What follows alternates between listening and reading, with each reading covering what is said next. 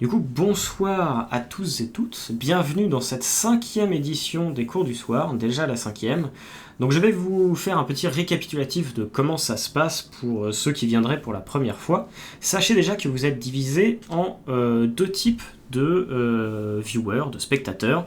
Vous avez les spectateurs comme ceux dont les noms s'affichent juste là, qui sont des personnes qui ont un compte Twitch. Le compte Twitch vous permet d'écrire en fait dans le chat et de réagir en direct, mais également de poser des questions aux intervenants qui viendront plus tard dans la soirée.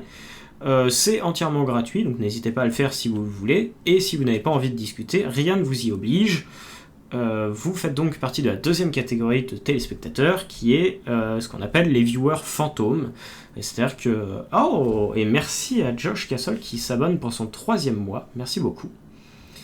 Disais-je, les viewers fantômes, du coup, vous êtes là, vous avez la même expérience que tout le monde. La 3e catégorie sont les abonnés, mais ça, on en reparlera plus tard, c'est pas forcément très important. Si, c'est important, mais pas forcément pour ce genre de soirée. Ça vous apporte rien de plus d'être abonné, si ce n'est que moi, ça me rémunère un petit peu. Voilà. Mais c'est pas... Je suis pas là pour faire ma promo à moi et encore moins pour vous demander de l'argent, on n'en est pas là. Si vous voyez ce live actuellement sans être abonné sur Twitch ou autre, sachez que vous avez accès à tout, vous allez pouvoir voir les films, vous allez pouvoir voir les entretiens. Lorsque je ferai passer des messages dans le chat qui vous permettra de noter les films que vous allez voir, je reviens dessus tout de suite après, vous pourrez également y accéder. Bref, la seule chose que vous ne pouvez pas faire, c'est poser des questions aux intervenants. Mais sinon, bienvenue à vous, et c'est grâce à vous que ces soirées ont un intérêt malgré tout. Donc, la soirée, comment ça se passe ? À chaque fois, je vais vous passer un film qui sera projeté en plein écran. Moi, je disparais, je ne parle plus, vous ne m'entendez pas, vous voyez un film. Et à la fin de ce film, je reviens, et comme vous le voyez juste au-dessus de moi, il y a une deuxième petite case. Cette petite case accueillera du coup le participant qui viendra présenter son film. Ce soir, nous avons 3 réalisateurs qui vont présenter 3 courts-métrages différents. Et pendant cet entretien, je poserai des questions à l'intervenant. Et vous aussi, si vous avez un compte, c'est ce que je vous disais, vous allez avoir la possibilité de lui poser des questions pour en savoir plus sur son film, pour faire des remarques, enfin bref, libre à vous de dire ce que vous voulez, tant que c'est fait dans le respect et la bienveillance. Voilà. Autre petite chose, pendant les entretiens, je vais vous faire passer des liens, je vous le redirai oralement quand ce sera le cas, ce qui vous permettra d'aller noter les films. Alors, noter les films, c'est pas là pour dire que le film il est génialissime, vous êtes pas là pour dire que le film il est catastrophique, vous êtes là pour donner un avis et un ressenti que vous avez vous-même. Si vous n'avez pas aimé le film, mettez que vous n'avez pas aimé le film, si vous l'avez aimé, mettez que vous l'avez aimé. En fait, ces notes-là vont permettre aux personnes qui présentent leur film d'avoir une idée de ce que vous avez pensé de leur film, tout simplement. C'est une note qui n'ira pas plus loin que cette soirée, c'est juste là pour donner un avis. Et voilà, je pense avoir fait le tour à peu près de comment ça se passe. Du coup, ce que je vous propose, c'est qu'on lance tout de suite le premier film, et je vous récupère d'ici une quinzaine de minutes avec le premier participant. Et du coup, rebonsoir, on va maintenant accueillir notre premier invité de la soirée. Mathis, bonsoir, n'hésite pas à mettre ta webcam. J'en profite juste avant de te laisser la parole pour revenir sur 2-3 petites choses. Alors déjà, je vois que les commentaires sont plutôt positifs, hein. On dit j'aime trop, c'est beau, oh my god, top, donc c'est plutôt positif de ce côté-là. De mon côté, je vais vous envoyer les liens pour aller voter pour ce film. Donc, hop, attendez, je copie-colle, je vous donne ça tout de suite. Voilà, donc vous allez voir, vous avez scénario, qualité audio, qualité visuelle et jeu d'acteur. Vous pouvez voter en cliquant sur les différents liens qui s'affichent pour aller donner une note à ce film. Je reviendrai dessus un petit peu plus tard. Donc Mathis, n'hésite pas à te présenter, un petit peu qui tu es et à nous présenter ton film. Et n'oublie pas de mettre ta caméra, que je puisse la partager auprès de tout le monde. La parole est à toi. Problème de setup, on va dire. D'accord, pas de souci. Donc écoute, malheureusement, je ne vais pas pouvoir utiliser ma caméra, mais ma voix sera entièrement pour toi. Très bien. Écoutez, on va faire une version sans caméra pour une fois. Il n'y a pas de... Oui, je sais. Il n'y a pas de souci dans tous les cas. Voilà. Dans tous les cas, on t'a vu dans le film, tout simplement. Exact. Je vais essayer d'aller voir si je peux pas à la limite faire une capture de ça pendant que tu seras en train de parler. Donc tu étais l'acteur principal de ton film, est-ce que tu peux nous parler un petit peu de toi et un petit peu de ton film, en fait, de ton projet tout simplement? Oui, tout à fait. Alors déjà, il faut savoir que je ne suis pas réalisateur, je ne veux pas être un réalisateur, je suis comédien, je veux devenir comédien. Et, euh, et ce film, bon, ça se remarque très vite, mais il est fait de façon très théâtrale. Et 2 acteurs, un texte et trois plans, quoi, et le même décor. Parce que du coup, j'ai toujours aimé écrire des scènes très portées sur le jeu. Mais par contre, la réalisation, c'est quelque chose pas qui m'attire pas, mais dans lequel je suis pas bon. C'est pas mon travail, c'est pas mon métier, c'est le métier d'autres gens qui savent faire ça eux bien.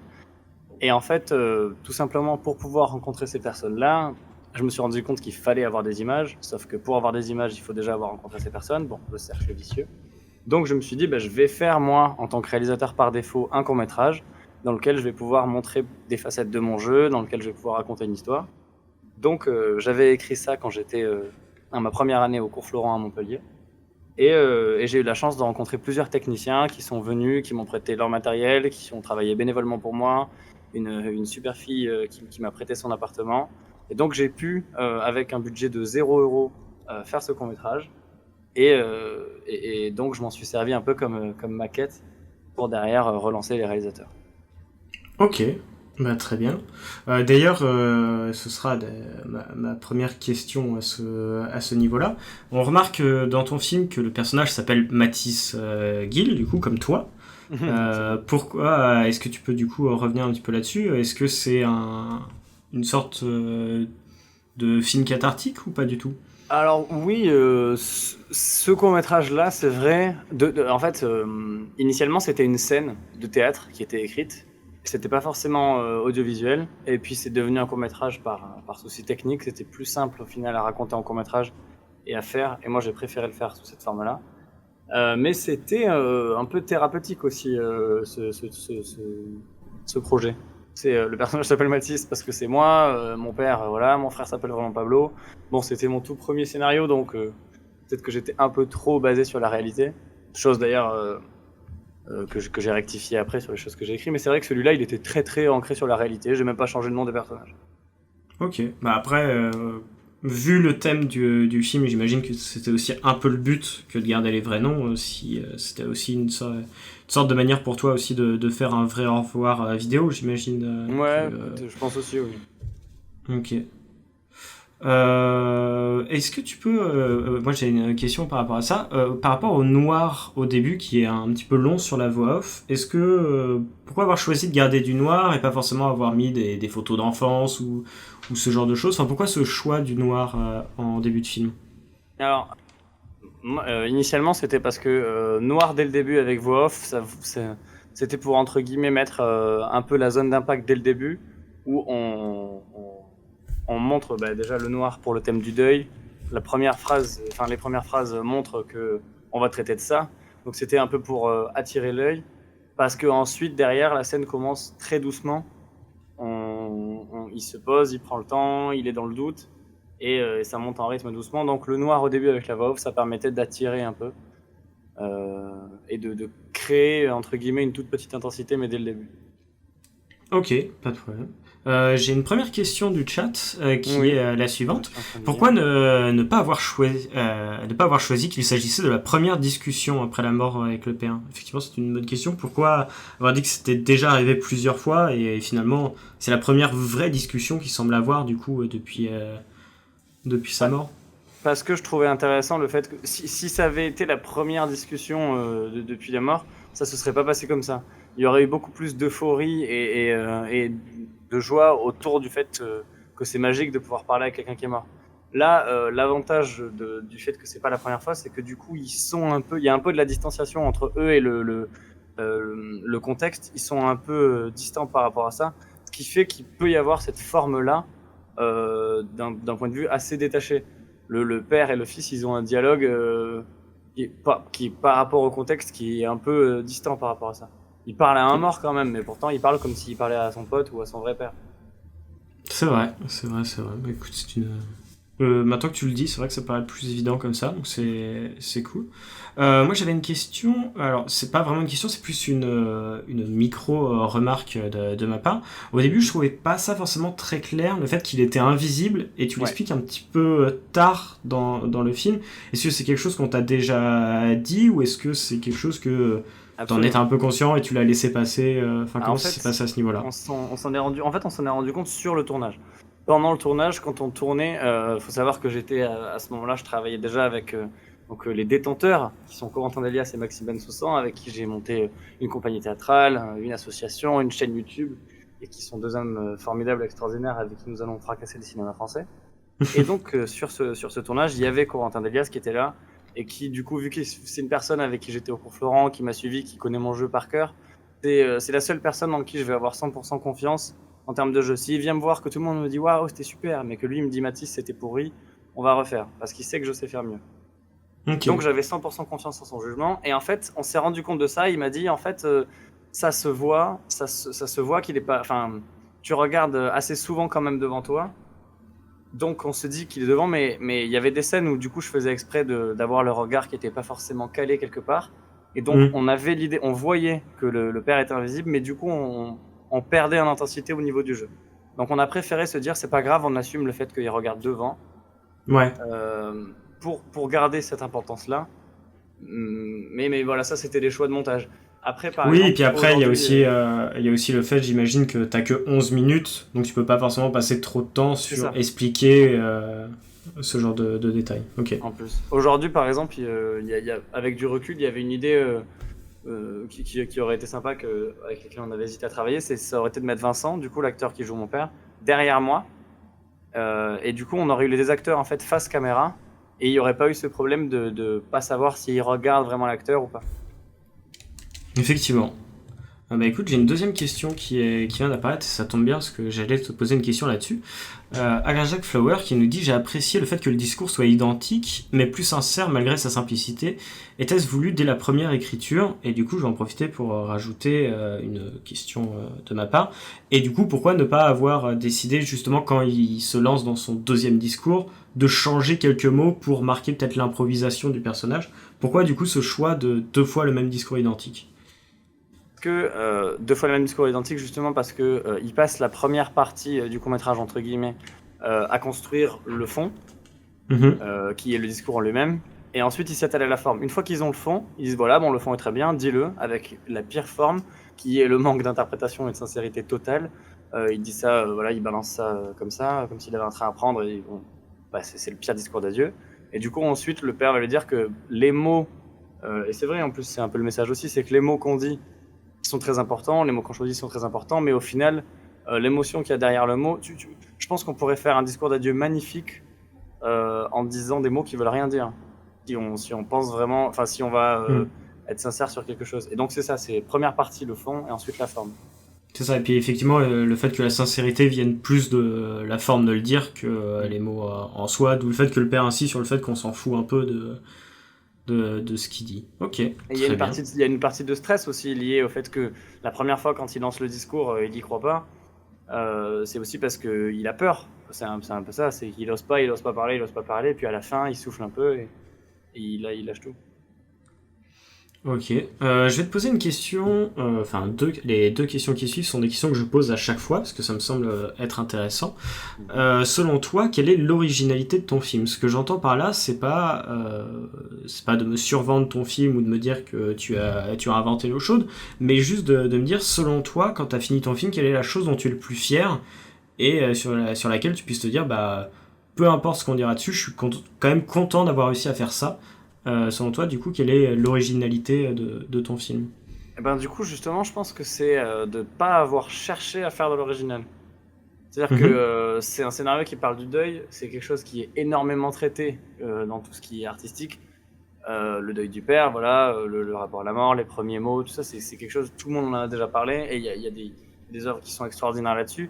Donc moi, je me suis pas dit en faisant ça, ok, je vais faire quelque chose qui sera la meilleure œuvre sur ce sujet-là, mais je me suis dit, mais je vais la traiter moi à ma façon, avec les idées que je veux donner et le message que je veux transmettre. Euh, là, le but, moi, de ça, c'est de me dire, moi déjà, sincèrement, ce court-métrage, je l'ai aussi beaucoup fait pour moi, comme je disais. Et ensuite, c'est aussi s'il y a des gens en regardant ce film qui vont avoir une période de deuil et ça va peut-être un peu aider, ou qui vont se reconnaître là-dedans, qui vont un peu se laisser aller devant la vidéo ou quoi. Il n'y avait pas un but de faire quelque chose en particulier, d'original ou quoi, ou de vouloir faire mieux, mais de vouloir faire ce que je voulais faire. Ok, bah écoute, ça se ressent dans tous les cas que. Enfin, t'as un message à faire passer, tu le fais passer et tu restes concentré dessus du début à la fin, donc c'est. À ce niveau-là, ça se ressent. Et du coup, la question suivante est un peu l'opposé de celle-ci. À l'inverse, selon toi, quel est le défaut de ton film et si tu pouvais le refaire, qu'est-ce que tu aimerais modifier? Il peut ne pas y en avoir, hein, mais si jamais c'est le cas, selon toi, quel Alors, est ce oui. défaut Ah oui, oui, le défaut de mon film, le réalisateur, il n'y en avait pas. Hmm. Non, c'est quelque chose, sincèrement, moi, que j'aurais adoré donner à quelqu'un qui me dise, ok, toi, tu as les armes, t'as écrit le scénario, tu as les armes pour le scénario, pour le jeu d'acteur, mais t'as pas les armes du langage de l'image. Et c'est vrai, ce court-métrage, il est fait avec champ contre champ, en plan large, et il est porté uniquement par le scénario et le jeu. Et j'aurais bien aimé avoir un ajout en plus au niveau de la lumière, du son, par exemple, ou ça, et c'est des choses tout simplement que moi je connaissais pas. Mais grâce à ce court-métrage-là, du coup, maintenant je les connais, donc en soi, je le regrette pas. C'est les erreurs que j'ai fait dans celui-là, ça m'a permis de pas les faire après. Ok, bah si je peux te donner un petit conseil par rapport à ça, surtout pour un premier film, bon là le premier film est passé, mais si jamais tu te retrouves face à des situations comme ça où tu n'as pas forcément de budget et que tu as besoin de quelqu'un qui puisse t'aider à ce niveau-là, n'hésite pas aussi à contacter les écoles d'audiovisuel. Ah, Tu vois, mais je c'est pense ça, que si tu arrives avec un scénario en c'est disant à... Mais tu vois, même pour les réalisateurs, tu vois, tu vas à 3IS, tu vas à l'ESRA, tu vas voir des réalisateurs, tu dis voilà, moi j'ai un scénario, est-ce que quelqu'un veut bien m'aider? Je pense que tu peux potentiellement trouver des gens. Oui, Mais en fait, le problème, c'est que clairement, ces gens-là, en vrai, les écoles que tu as citées, 3IS et l'ESRA, on les connaît pas mal, et tous les gens qui sont sur ce film, ils viennent de l'ESRA. Mais malheureusement, le poste qui manque justement, c'est réalisateur, parce qu'au ouais, final, dans ces écoles-là, les réalisateurs, ils sont déjà sur trop de projets.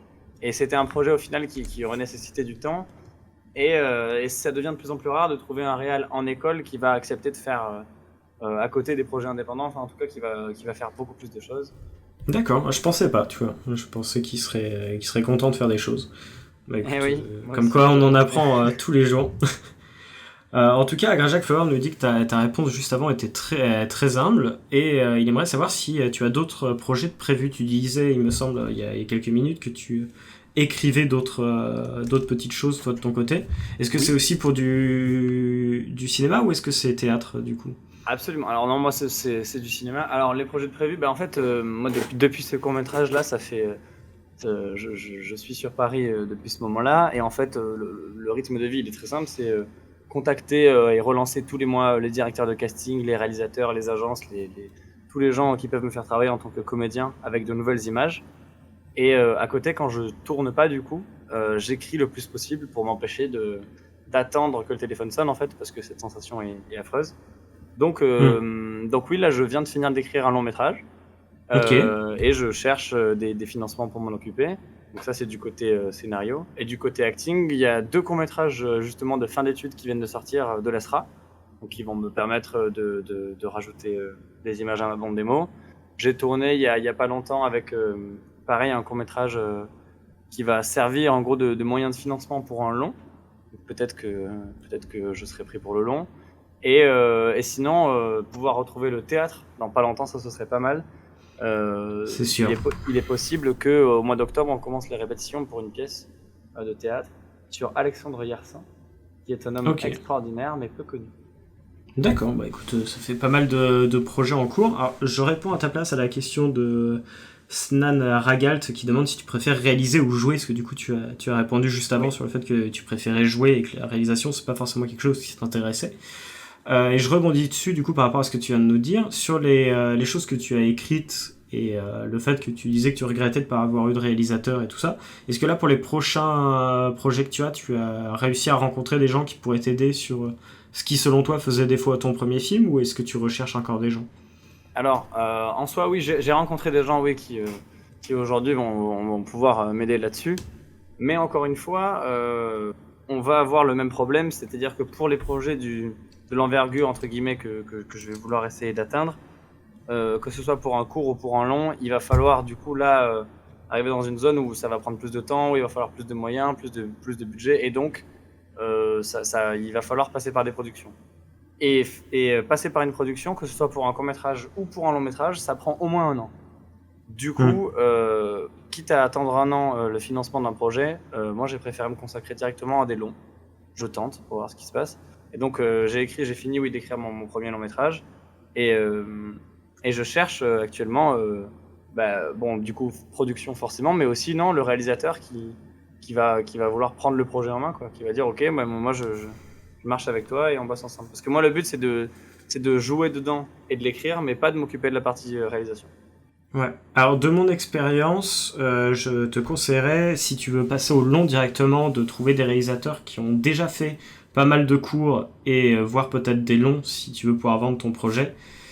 Sinon, de te concentrer quand même au moins sur un court métrage, parce que en fait, ce que les gens vont regarder, hélas, dans ce milieu-là, quand tu balances des scénarios de long métrage, c'est qui est la personne derrière le scénario, qui est la personne derrière la réalisation, et si la personne n'a pas reçu de prix, en général, ça passe pas de la même manière. Non, donc, tu vois, si tu as un court métrage qui obtient un prix de meilleur scénario, par exemple quelque part, ça va t'aider énormément derrière toi à vendre un long métrage. Complètement. Et j'ai du coup Snan Ragal qui demande si tu as pensé aussi faire des séries accessoirement. Alors en tant qu'acteur, oui, tous les jours, absolument, j'adore. Ça me plairait beaucoup. En tant que écriture, c'est un exercice que je maîtrise pas du tout. Je pense que j'arriverai pas à faire une série, ou en tout cas pas pour l'instant, parce que je suis capable de faire une pièce de théâtre parce que je fais du théâtre depuis très longtemps. C'est un univers que je connais depuis longtemps, donc maintenant je peux avoir les armes pour en faire une. Un film, je sais pas encore, on va voir. J'espère que oui. Mais une série, je pense pas du tout à connaître assez l'univers et comment ça fonctionne pour pouvoir en faire une. Puis surtout le souci de la série, pour reprendre un peu ce que tu dis, c'est qu'au niveau du format, en général, on demande des épisodes qui font à peu près la même durée. Donc il faut réussir aussi à écrire, par exemple, l'équivalent de 10 petits courts-métrages qui font exactement la même durée. Là où un film, si tu écris un film d'1h30 ou d'1h40, en soi, personne t'en tiendra à rigueur. Donc là, tu peux pas te permettre d'avoir un épisode de 30 minutes et un de 45. Quoi. Enfin, c'est très rare. Après, il faut voir, ça dépend de ce qu'on appelle série. Si c'est série dans le sens, entre guillemets, le même format que par exemple un truc comme Bloqué, ça pourrait déjà être plus abordable. Par exemple, sur la chaîne YouTube dont je parlais tout à l'heure, Les Détenteurs, on a fait 2 épisodes de quelque chose qui était le début de potentiellement une série qui s'appelait Qui l'a fait. Et en fait, c'était une soirée racontée par 4 personnes qui ont vécu la même soirée. Dans chaque soirée, il y a eu un meurtre et on se rend compte que sur les 4 versions qu'il racontait, il y en a un qui se trompe sur quelques détails. Et du coup, c'était un jeu entre le spectateur détective et les acteurs, tous témoins de qui est le coupable, mais liés contre l'enquêteur qui était le spectateur. Et c'est un exercice qui me plaisait pas mal parce que c'était vachement basé sur le rythme et le jeu d'acteur. J'avais beaucoup aimé tourner ça. Ok, bah écoute, j'en ai profité pour envoyer sur le chat le lien du coup vers cette chaîne YouTube, comme ça pour ceux que ça pourrait intéresser, n'hésitez pas à aller y faire un tour. Ah, c'est très gentil. Bon, c'est normal, on est là pour ça. Je repartage également dans le chat tout de suite les liens pour aller donner une note au film que vous venez de voir, n'hésitez pas à aller noter dès maintenant. Et j'en profite pour te poser une question, parce que tu disais tout à l'heure que c'était un court-métrage qui demandait quand même un peu de temps et tout. Combien de temps ça t'a pris du coup de mettre en place ce film, que ce soit sur la pré-production, le tournage en soi et la post-production? Alors si on prend tout en compte, ça va être assez faussé. Si on prend tout en compte, ça va durer 1 an et demi. Le truc, c'est que sur ce court-métrage, ce qui a pris le plus de temps au final, c'est la partie post-prod, parce que la musique qui en fond sur tout le long du court-métrage, elle est composée pour ce court-métrage. Donc c'est la composition de la musique et l'enregistrement qui a été le plus long, mais parce que il y a eu tout simplement ce court-métrage est fait avec 0€, donc tous les gens qui travaillent dessus sont bénévoles et du coup des fois ils ont des boulots payés qui tombent ou tout simplement leurs écoles qui leur apprennent un peu plus de temps et du coup ils peuvent pas se mettre 24 heures sur 24 là-dessus. C'est sûr. Il y a Snan Ragalt qui demande quels sont tes modèles en acting, sur qui tu t'inspires un petit peu pour ta manière de jouer. Il y en a tellement. En acting, actuellement, là, dans le moderne, c'est vachement cliché, mais je trouve que Leonardo DiCaprio est vraiment beaucoup trop fort. Tout simplement parce que déjà, je trouve que dans ses choix de films, il est très fort. Parce que ça lui a permis de jouer énormément de choses. Et il a su ne pas aller dans des voies qui auraient été peut-être des plaisirs, mais il se serait enfermé là-dedans. Par exemple Star Wars. Sinon, en France, Gérard Depardieu est tout simplement un monument. À l'ancienne, moi j'ai beaucoup aimé quand j'étais petit dans la façon de raconter. C'est pas forcément dans l'acting du coup, mais tout l'univers Audiard et Astier, dans la façon dont sont faits les dialogues. Donc par exemple, je trouve que tout le casting de Kaamelott est fantastique. Bah, il y a aussi beaucoup ce côté théâtral dans Kaamelott qui peut-être te raccroche un peu toi, parce qu'ils sont tous issus du milieu du théâtre à la base. Oui, absolument. Ils sont tous issus du théâtre. Ils jouent comme ça. Et Kaamelott, c'est aussi porté complètement sur le scénario et le jeu en vrai. C'est les plans. Et il le dit Alexandre Astier. En plus, les acteurs là-bas, c'est la récréation. Ils se posent, ils s'amusent, ils créent, ils inventent, et puis et à la fois ils sont fidèles à une ligne rouge qui est fantastique. Après voilà, je reprends l'exemple, je sais pas moi, oui, tout ce qui est même à l'ancienne, moi j'aime beaucoup les gens qui sont des pionniers de quelque chose. Tout ce qui est De Funès ou Chaplin, c'est des gens qui encore aujourd'hui vont ou Jim Carrey par exemple, c'est des gens encore aujourd'hui, il y a une facette de l'acteur dans lesquels ils sont prodigieux. Et on peut, dans n'importe quoi, essayer d'aller vers eux, on sera jamais à leur niveau. Je vois. Bah écoute, merci pour cette réponse et j'en profite pour rebondir sur ce que dit Agrajak Flower qui te félicite encore et qui dit que c'est un bel exploit d'avoir réussi à tourner ça sans moyens. Et il demande, hormis l'absence de réalisateur, qu'est-ce que tu aurais aimé apporter de plus? Donc tu disais tout à l'heure que tu aurais bien aimé apporter quelques petites choses au son ou à la lumière. Et justement, tu disais aussi que ça t'avait appris pas mal de choses ce tournage-là. Donc avec tes yeux d'aujourd'hui, par exemple, en termes de lumière, qu'est-ce que tu aurais aimé ajouter? Qu'est-ce que tu aurais aimé apporter en plus à ton film? Je pense que déjà j'aurais, il y aurait pas eu la même, on n'aurait pas eu la même visibilité sur le fils et sur le père. Il y aurait une différence là-dessus, je pense, en termes de lumière, d'angle, de tout, et même en termes de déco. C'est quelque chose, par exemple, il faut l'avouer, moi je suis pas du tout quelqu'un de la déco. C'est un court-métrage où il y aurait pu y avoir une vraie direction au niveau de la déco. J'ai rencontré des gens qui, sur ce scénario, pourraient faire des merveilles. Ouais. Et c'est vrai que la déco sur les premiers films ou les films d'études, en général, on n'y pense jamais. Ah bah ouais. Je prends mon cas parce que c'est le premier qui me vient forcément en tête, mais c'est vrai que moi, dès que j'avais essayé de faire des vidéos, tu le re-regardes après avoir travaillé dans le milieu, après avoir rencontré des gens qui sont en déco, et tu dis ah ouais, un mur blanc quand même, c'est dégueulasse quoi. Enfin, ce serait bien d'avoir quelque chose. Et donc je vois ce que tu veux dire. Après là, je trouve que quand même vous avez eu la chance d'avoir un appartement qui est quand même assez bien décoré. Ouais. Et t'as aussi, comme tu le disais, ton court-métrage quand même repose beaucoup sur cette discussion. Donc pour le coup, moi j'avoue que la déco, j'y ai pas forcément fait attention. Mais effectivement, j'y ai pas fait attention, et donc peut-être qu'y apporter quelque chose aurait pu ajouter un petit plus, comme tu le disais. Mais clairement, de toute façon, c'est là qu'on se rend compte. Moi, c'est clairement quand j'ai fait ça et les courts-métrages ensuite, parce que j'en ai fait un autre après en tant que réal aussi. C'est vraiment sur ces projets-là où je me rends compte que chaque métier qui est dans le cinéma, il est important. Et par rapport à ce qu'on disait pour la déco, alors oui, cet appart était vraiment bien et on a eu beaucoup de chance. Par contre, c'est l'avantage du cinéma, c'est qu'en termes de son, cet appart n'était pas bien du tout parce qu'on n'était pas très très bien placé, et surtout tout le sol c'est du parquet. Voilà. Ouais. Et est-ce que c'est pour ça que du coup les personnages restent assis du début à la fin? Ouais. Ok. Justement, je voulais te poser une question par rapport à ça, mais du coup j'ai ma réponse. Autre question par rapport à la durée de ton film, parce que du coup tu es vers du 12 minutes. Est-ce que c'est quelque chose que tu avais toujours voulu faire, cette durée, ou est-ce que tu as vraiment écrit et tu t'es dit bon, ça fera la durée que ça fera? Alors absolument, j'ai écrit, sachant que déjà de base c'était censé être une pièce, enfin une scène de théâtre. C'était écrit. Ensuite, j'ai rencontré du coup Vincent Debost à une avant-première, une soirée, parce qu'il jouait dans une série internet que j'aimais beaucoup. Et du coup, j'étais allé voir l'avant-première de la saison 2.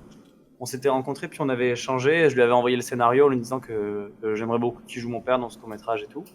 Et ensuite, l'avantage, c'est que du coup, vu qu'on était tous les deux conscients que c'était un court-métrage qui serait porté là-dessus, on s'est vu pendant 2 mois, pendant 2 mois à peu près, toutes les semaines, on se voyait une fois. Et on retravaillait le texte tous les deux, donc on a beaucoup élagué. Il y avait 20-22 pages, et à la fin, on en a tourné 12. Et on travaillait beaucoup ensemble tous les deux, on travaillait sur le texte. J'étais vachement ouvert à toutes ces propositions, parce qu'en plus, c'est quelqu'un qui est professeur de théâtre au conservatoire depuis longtemps, qui aide les jeunes à préparer le conservatoire. Il a la science du rythme parfaitement. Donc je savais que quand j'écrivais des choses, que je proposais quelque chose, il le comprenait tout de suite. Donc c'était vachement intéressant et agréable de bosser avec lui. Et donc la durée s'est faite comme ça à travers les réécritures et les relectures qu'on a fait tous les deux. Ok, bah écoute, très bien. De mon côté, j'ai fait à peu près le tour des diverses questions que j'avais à te poser. Du coup, si tu veux, je peux te donner les différentes notes qui ont été données à ton film, et j'en profite également pour relancer les gens du chat. Si vous avez des questions, n'hésitez pas, c'est encore le moment, je peux te donner les notes et revenir sur les questions après. Attends, il y a Agrajak Flower qui nous dit... qui nous dit l'acteur a tellement de faux airs de Bully Liner, je ne sais pas qui c'est, hélas. On sent que l'accent a été mis sur le jeu d'acteur. Est-ce difficile de diriger quelqu'un, surtout plus âgé ? C'est vrai que c'est une bonne question, ça. Est-ce que c'était pas dur pour toi de diriger cette personne que justement en plus tu respectais de ce que tu dis ? Bah justement, l'avantage c'est que je le dirigeais, on va dire coopérativement. C'est-à-dire que je lui disais pas fais comme ci, fais comme ça, mais on devrait peut-être partir là-dessus, peut-être plus partir là-dessus, par là, en termes de direction générale. Et lui, il comprenait tout de suite ce que je voulais dire. Et il me proposait des choses qui étaient encore mieux que ce que j'avais en tête. C'est-à-dire que j'étais à une idée qui était à un niveau 1. Je me disais, j'ai peut-être trouvé de quoi passer au niveau 2. Et lui, il m'offrait le niveau 6 directement. C'était très agréable. Ok, bah, super. En tout cas, c'est une belle rencontre de ce que tu me dis. Du coup, es-tu prêt à recevoir tes notes ? Oui, tu me dis. Dans le verdict maintenant. Eh ben écoute, ne t'inquiète pas. Pour ce qui est du scénario, eh bien écoute, on a une égalité parfaite avec du 10, du 9, du 8 et du 7. C'est noté sur 10. Donc c'est très positif, comme tu peux le voir. Wow. Pour ce qui est de la qualité audio, on est sur du 7 majoritaire. Ensuite, on a du 8, du 10 et du 9. Donc encore, on est que au-dessus de 6, donc c'est quand même plutôt bien. Pour la qualité visuelle, on est sur du 10 majoritaire, du 8, du 6 et du 7. Donc tu vois, tu disais que tu avais un peu peur que le champ contre champ dérange et tout. Visiblement, ça n'a pas dérangé plus que ça. Et enfin, pour le jeu d'acteur, on est sur du 9, du 10, du 7 et du 8, avec du 9 très majoritaire. Donc voilà pour ce qui était... C'est très en soi, c'est de très belles notes. Donc voilà. En tout cas, merci d'avoir joué le jeu. J'en profite pour poser la grande question de fin, parce que je vois qu'il n'y a pas forcément d'autres questions. Acceptes-tu que je rediffuse cet entretien ou pas du tout ? Et tu as le droit de vraiment dire non, hein, ne t'inquiète pas. Oui, absolument, j'accepte, avec grand plaisir. Ok, écoute, très bien. Merci à toi d'avoir joué le jeu. Et du coup, pour ce qui est du live, on va passer au deuxième film. Et très bientôt, Mathis, n'hésite pas à repasser, que ce soit en acteur ou en réalisateur. Si tu as des projets où tu as été en tant qu'acteur, n'hésite pas à en parler au réalisateur avec qui tu as travaillé, si vous voulez repasser. Sachant que vous pouvez passer à deux, il n'y a pas de souci. Donc, clairement. Merci beaucoup. Et puis, bonne soirée à toi, bonne soirée à tout le monde. Et puis, voilà. Merci. Merci beaucoup. Très gentil, j'ai beaucoup aimé. Parfait. Salut. Salut. Et rebonsoir. Du coup, on va accueillir le réalisateur de ce second film, qui était assez dur, on va pas se le cacher. C'était incroyable, me dit-on. Donc, ce sont de bons retours. Je profite du fait que le réalisateur ne soit pas encore parmi nous pour vous envoyer le système de notation. Je vois que Mika nous dit qu'elle ne peut pas noter parce que c'est un sujet qui la touche beaucoup. Au contraire, je pense que c'est important que tu puisses aussi noter, savoir si la manière dont c'est traité te plaît ou pas, parce que justement, ce sont des films qui sont aussi faits pour parler de ce genre de choses, et notamment de ce que tu as potentiellement vécu. J'affiche ta caméra parce que je vois que tu es là, et du coup, je vais te laisser te présenter. Présente-toi, Louis, et puis présente un peu ton film, du coup. Tu m'entends ou pas? On t'entend. Ok.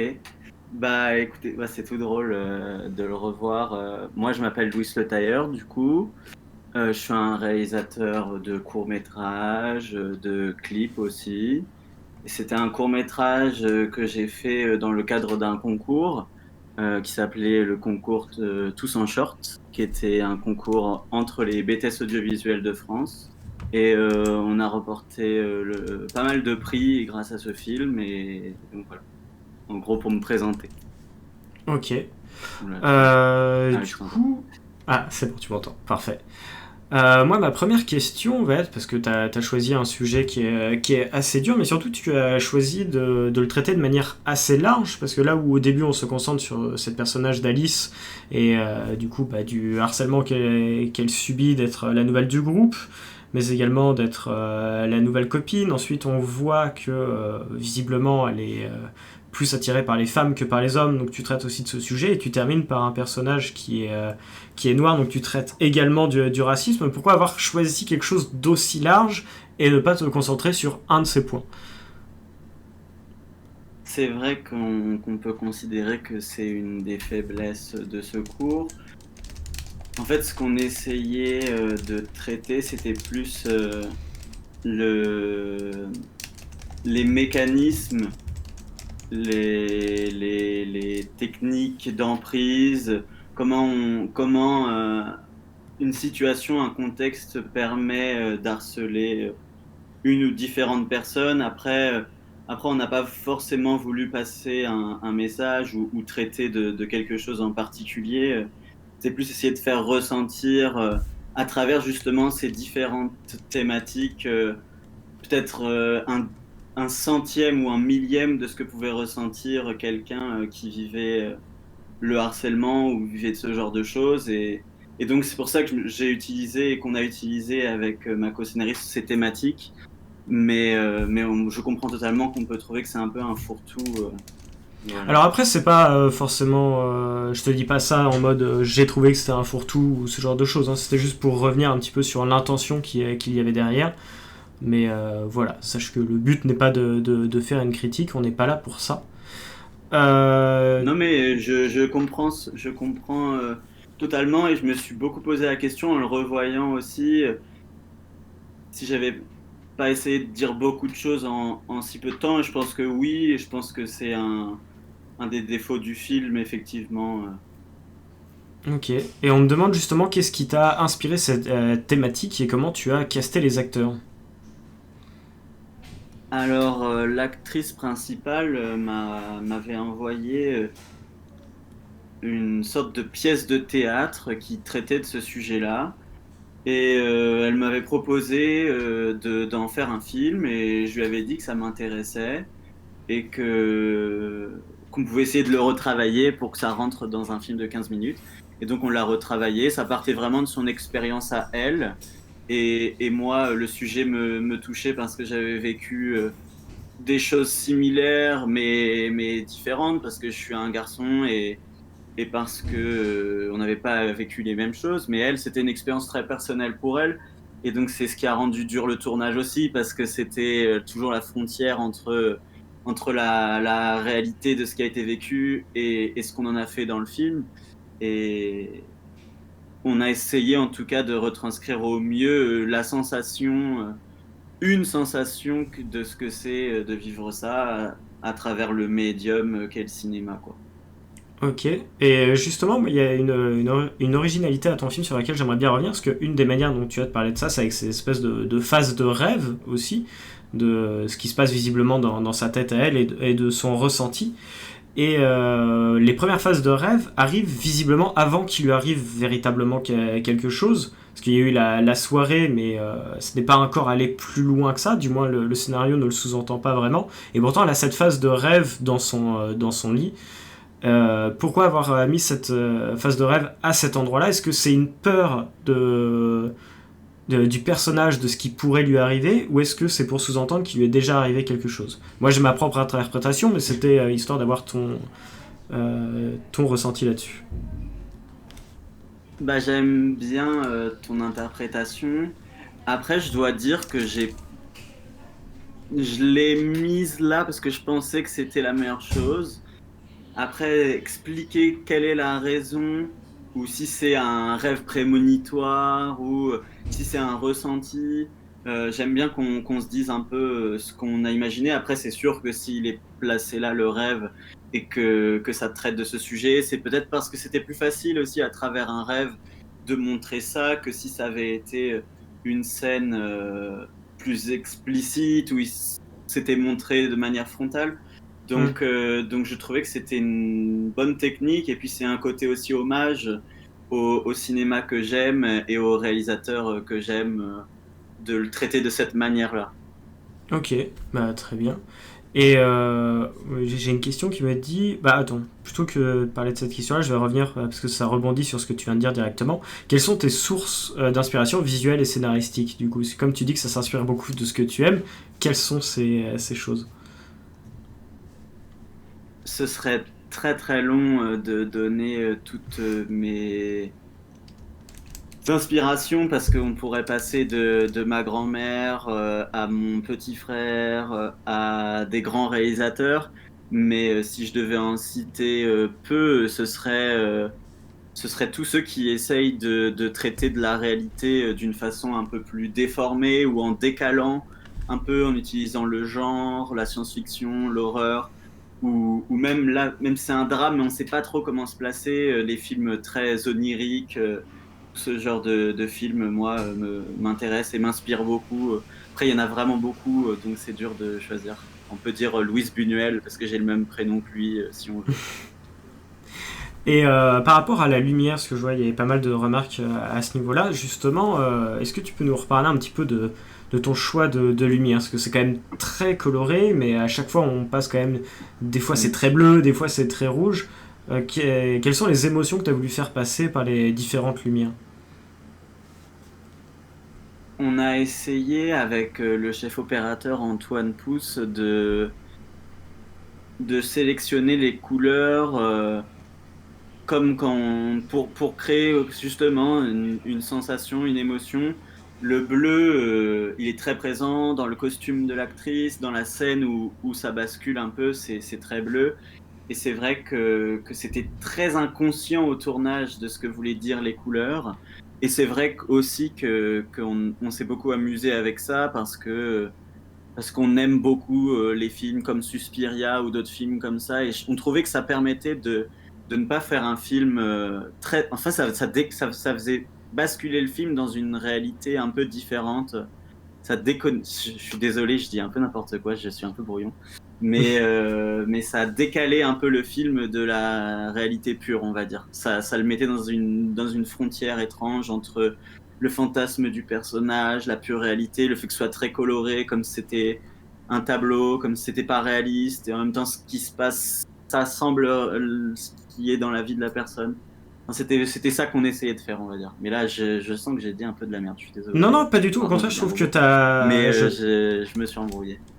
T'inquiète pas, au contraire, je trouve que ta réponse est très honnête, et ça fait même assez plaisir d'entendre ça, parce que souvent, quand on pose ce genre de questions, les gens ont tendance à essayer de s'inventer sur le moment une raison pour laquelle ils ont mis telle ou telle lumière, comme si c'était vraiment hyper important, parce que c'est vrai qu'à chaque fois qu'on fait des cours d'analyse cinématographique, notre professeur va inventer 15 000 raisons à pourquoi la personne est en train de boire de l'eau, alors que peut-être le choix était juste qu'elle boive de l'eau. Donc au contraire, je trouve ça très humble et très juste de ta part de reconnaître que des fois, on avait juste envie de mettre une belle lumière, et puis voilà quoi. Et donc, c'est sûr que, comme tu dis, excuse-moi de te couper, pas de souci. Mais parfois, on teste un bleu, et on sent sur le moment que c'est ce qui est juste. Et à partir de ce moment-là, il n'y a pas forcément besoin, comme tu dis, de le théoriser.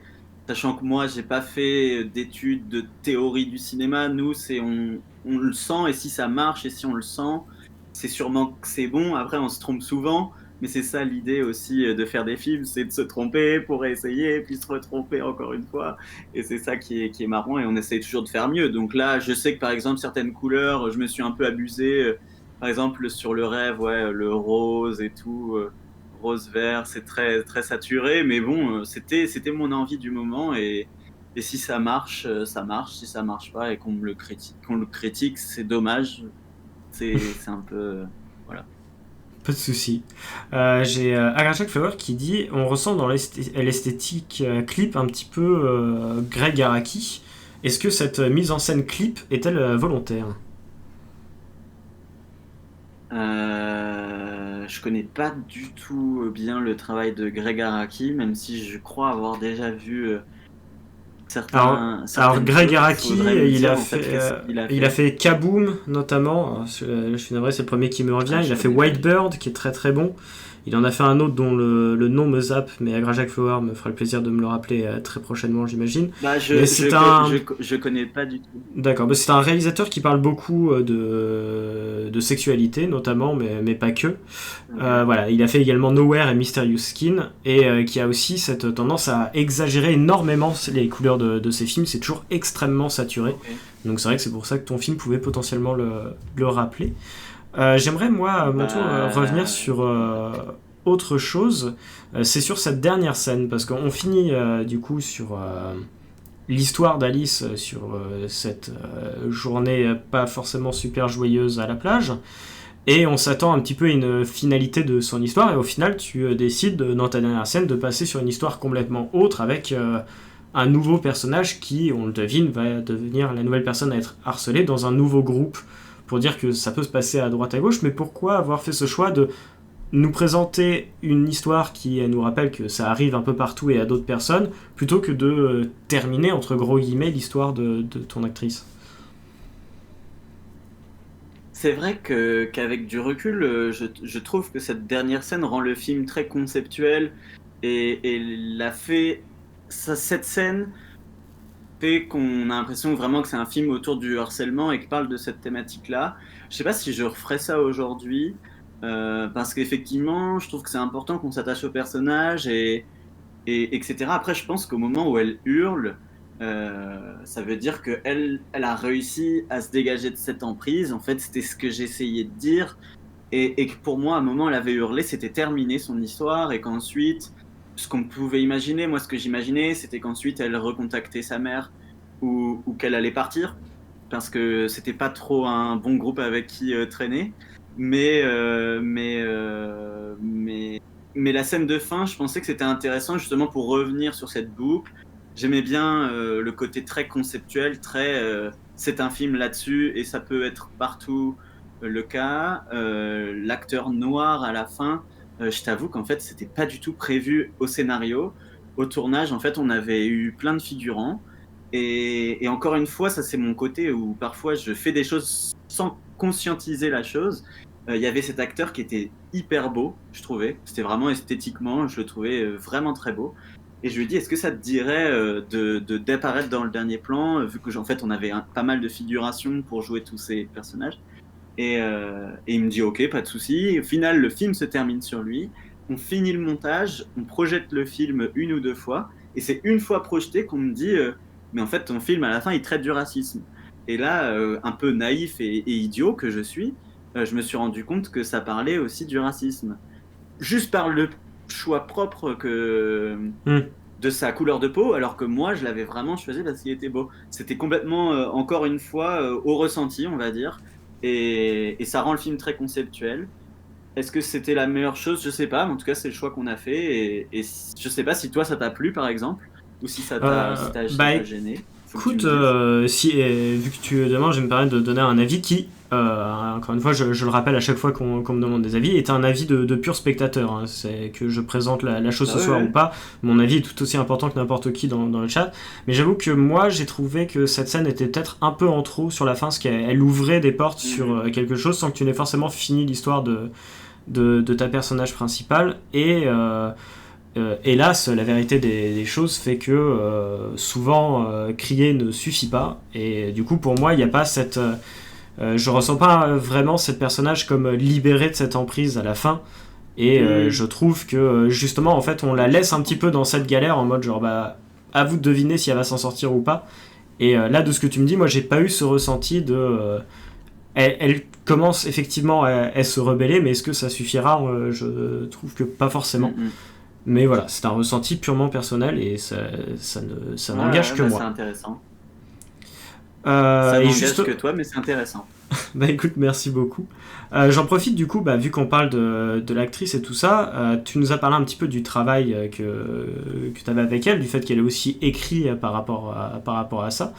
Et justement, comment ça se passait sur le plateau entre vous, sur comment jouer? Est-ce qu'elle a t'apporté des éléments pour mieux jouer son personnage? Est-ce que toi, des fois, tu te permettais de lui dire, je sais que tu as vécu des choses pas forcément très nettes, mais dans le bien du scénario, il faudrait plus se tourner vers ça. Comment ça s'est passé en fait entre vous, ce tournage?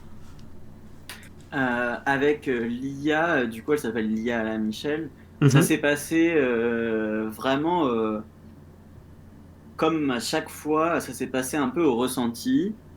Je lui disais souvent d'essayer d'autres choses.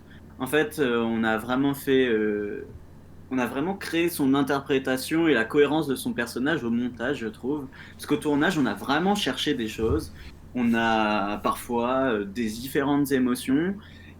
Et on le sentait. Je sais pas comment l'expliquer. Et c'est peut-être pas très intéressant pour les gens qui nous regardent. Je suis désolé, mais on sentait quand c'était bon et que ça marchait.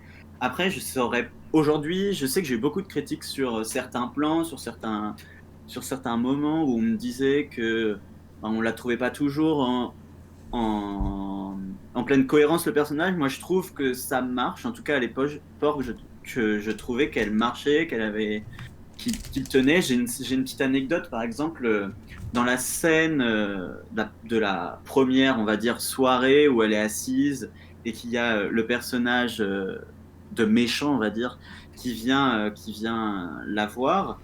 À ce moment-là, on a refait énormément de prises parce qu'on cherchait, j'arrivais pas trop à trouver comment il fallait les diriger. Et à un moment, je pense que c'était la 10e prise non, c'était un peu plus. Et elle vient me voir et elle me demande si on peut faire une pause parce que ça faisait trop réel, ça commençait trop à être ressassé son passé. Et là, j'ai réalisé en fait que ça parlait de son histoire. J'avais complètement oublié. Et c'était très difficile pour elle de jouer ça, mais elle s'est vraiment donnée pour le film. Et moi, je suis très fier de sa performance. Je la trouve vraiment au top. Je sais pas si toi, tu l'as trouvé. Non, je la trouve. Elle tient vraiment bien. Je la trouve. C'est elle qui. Ouais. Je la trouve très très juste, effectivement, l'actrice, et notamment pour avoir vu pas mal de fois ce scénario se passer en vrai. Je trouve qu'elle représente plutôt bien la manière de se comporter qu'ont des gens qui ont vécu ce genre de choses. Donc je l'ai trouvé très très juste là-dessus et on sent cette justesse. J'en profite pour revenir aussi sur ta fin, parce qu'il y a eu 2 remarques qui me semblent pertinentes dans le chat. La première étant de Josh Castle qui dit que lui au départ, ce nouveau plan donnait un petit côté désespoir, comme s'il n'avait pas réussi à s'en sortir, jusqu'à ce qu'on se rende compte que c'est un groupe différent. Donc je crois que je vois ce qui veut dire que il avait peut-être pensé que dans ce groupe-là, elle allait devenir une des nouvelles harceleuses de ce nouveau personnage-là. Et c'est vrai que ça aurait pu être un aspect à aborder, mais je trouve que ça aurait peut-être sorti du message que tu voulais mettre. Et Agra Jack Flower qui lui dit que personnellement il a beaucoup aimé cette fin, et notamment par son message involontaire. Ça élargit le cadre, ça montre que malgré un grand nombre de situations, il n'y a pas de réponse miracle ni simple, et il trouve ça pertinent. Donc voilà, ça me semble pertinent aussi de relever ça, pour dire qu'effectivement cool. Tu as plein d'avis sur cette fin. Si je peux juste rebondir, c'est vrai que aussi... Je voulais pas juste raconter une histoire où en fait l'homme était forcément le méchant, parce que je trouvais que ça réduisait les positions de genre en fait, où c'est l'homme qui harcèle la femme toujours. Et vu que c'est dans 80% des cas des hommes qui harcèlent des femmes ou qui font des violences sexuelles sur des femmes, c'est souvent majoritairement les hommes qui sont les, les violents, les bourreaux, mais il y a encore ces 20% où c'est les hommes qui sont victimes, et ça me paraissait plus important que ce soit une figure d'homme à la fin.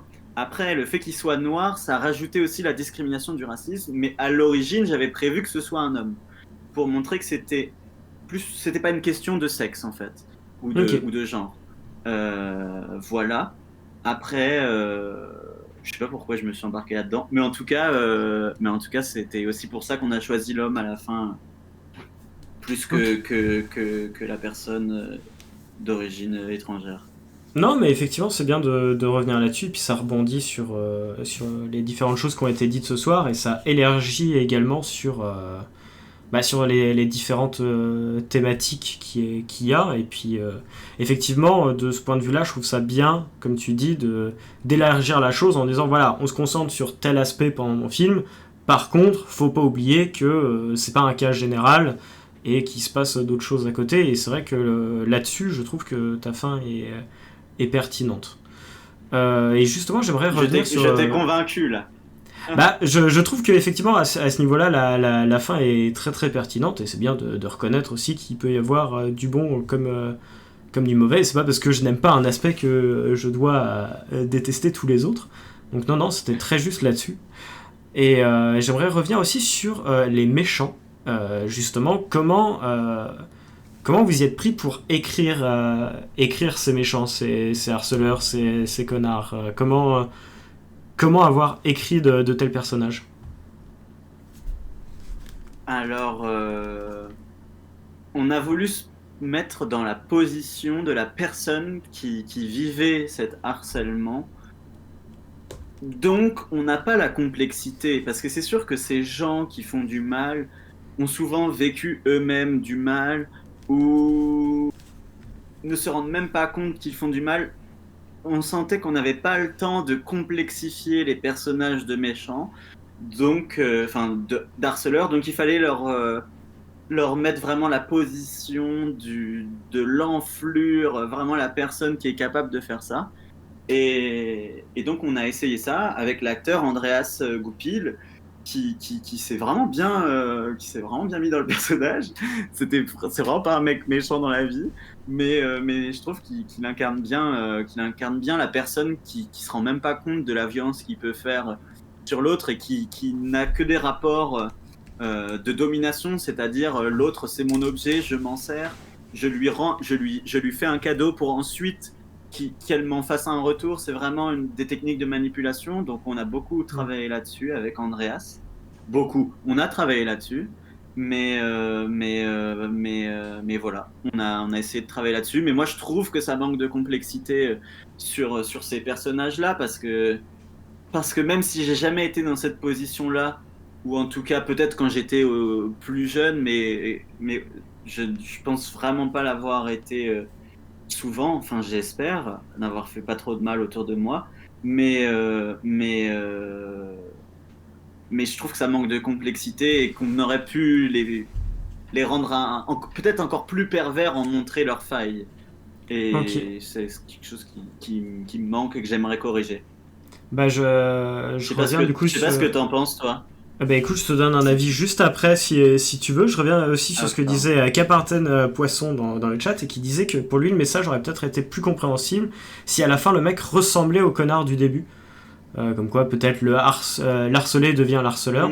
Alors pour moi c'est un autre type de message, c'est pas forcément ce que j'aurais fait, mais je vois ce qu'il veut dire. Et pour répondre à tes questions sur ce que j'en pense, je pense que moi ce qui manque peut-être à tes méchants, c'est justement en fait un côté gentil. Je pense que vous êtes tellement concentré sur c'est des connards, c'est des connards, c'est des connards, qu'en fait on oublie un peu ce côté pervers qu'ont les gens à être gentils dans l'apparence et être Ouais. des connards par derrière.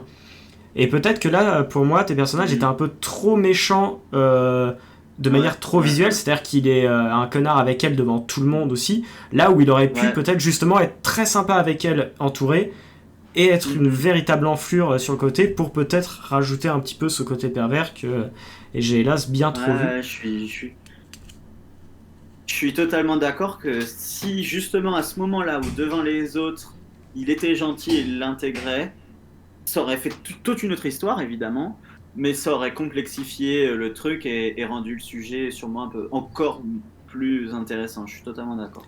Après, je pense pas qu'il y ait de bonne manière de forcément traiter ce sujet. Je pense que j'aurais ma manière de le faire, tu aurais ta manière de le faire, et plein de gens auraient leur manière de le faire. Et dans tous les cas, il existe beaucoup trop d'histoires du genre pour pouvoir résumer d'une seule et unique manière comment ça se passe. Donc t'as quand même eu cette justesse de parler de ça et d'élargir la voie là-dessus. Ce qui manque peut-être selon moi, c'est peut-être une sorte de... pas forcément de réponse, mais de montrer peut-être une éventuelle micro-solution dans une situation donnée. Parce que c'est vrai qu'on voit beaucoup de films aujourd'hui, je trouve, qui parlent de ce genre de sujet-là en montrant ce qui se passe, mais on voit très peu de films qui essayent d'apporter une éventuelle solution. Et c'est peut-être ce qui, moi, en tant que spectateur, m'a manqué un peu pendant ce film. Mais encore une fois, c'est un avis qui est purement personnel et qui ne sera pas forcément partagé par tout le monde, parce que des fois, montrer quelque chose suffit aussi aux gens de dire, bah, si vous voyez des solutions comme ça, des situations comme ça dans la vraie vie, rendez-vous compte en fait de ce que c'est. Parce qu'une fois, quand on est bourré en soirée, quand on est dans le côté jeu, des fois, victimiser quelqu'un peut paraître marrant, comme là c'est le cas au début du film où tout le monde rigole, et c'est vrai qu'on ne se rend pas forcément compte de ce que la personne est en train de vivre véritablement à côté, donc voilà, c'est pas une critique que je fais en soi, c'est juste peut-être un ressenti du spectateur. Du coup, j'en arrive aux deux questions que je pose tout le temps et que j'ai déjà posées à ton prédécesseur. On commence par la question peut-être un petit peu plus joyeuse. Selon toi, quelle est la plus grosse fierté de ton film ? Qu'est-ce que tu es le plus fier d'avoir réussi à faire avec ce film ? Alors c'est vraiment lié à une expérience que le film a procuré. En fait, la première fois qu'on l'a projeté, c'était dans un festival Tous en Short. On était à Cannes, du coup. C'était un festival étudiant, donc pas un gros truc, mais c'était quand même important à mon échelle. Et en fait, en sortant de la séance, il y avait eu plein de films qui étaient diffusés, et nous, on faisait partie des derniers. Et il y a une fille qui est venue me voir en pleurant. Alors, est-ce que le film a résonné avec quelque chose qu'elle avait vécu ? Très probablement. Elle est venue me voir, elle m'avait dit merci, c'est tout. Et là, je me suis dit, voilà, j'ai pas fait un chef-d'œuvre, j'ai essayé de faire un film qui se tenait avec mes moyens, ma réflexion de l'époque. Et le fait que ça ait touché au moins quelqu'un, je me suis dit que j'avais eu raison de le faire et qu'il fallait continuer. Et voilà. Voilà, c'est ça ma fierté, c'est que ça ait touché au moins une personne. Comme ça, je vais continuer à faire des films pour essayer de toucher peut-être une, deux, trois, puis peut-être un jour de toucher une salle. Mais en tout cas, c'est ça ma fierté. Ok, bah écoute, merci pour cette réponse que je trouve très juste et très humble, donc ça fait plaisir à entendre. Et j'en arrive du coup à l'autre question à laquelle tu t'attends forcément. À l'inverse, quel est selon toi le plus gros défaut, entre gros guillemets, de ton film, la chose que tu regrettes peut-être un peu et que tu aurais aimé modifier si tu en avais eu l'occasion ? Bah, c'est ce dont on a parlé, ce que tu as pointé, hein, c'est le manque de complexité du personnage joué par Andreas, donc le harceleur.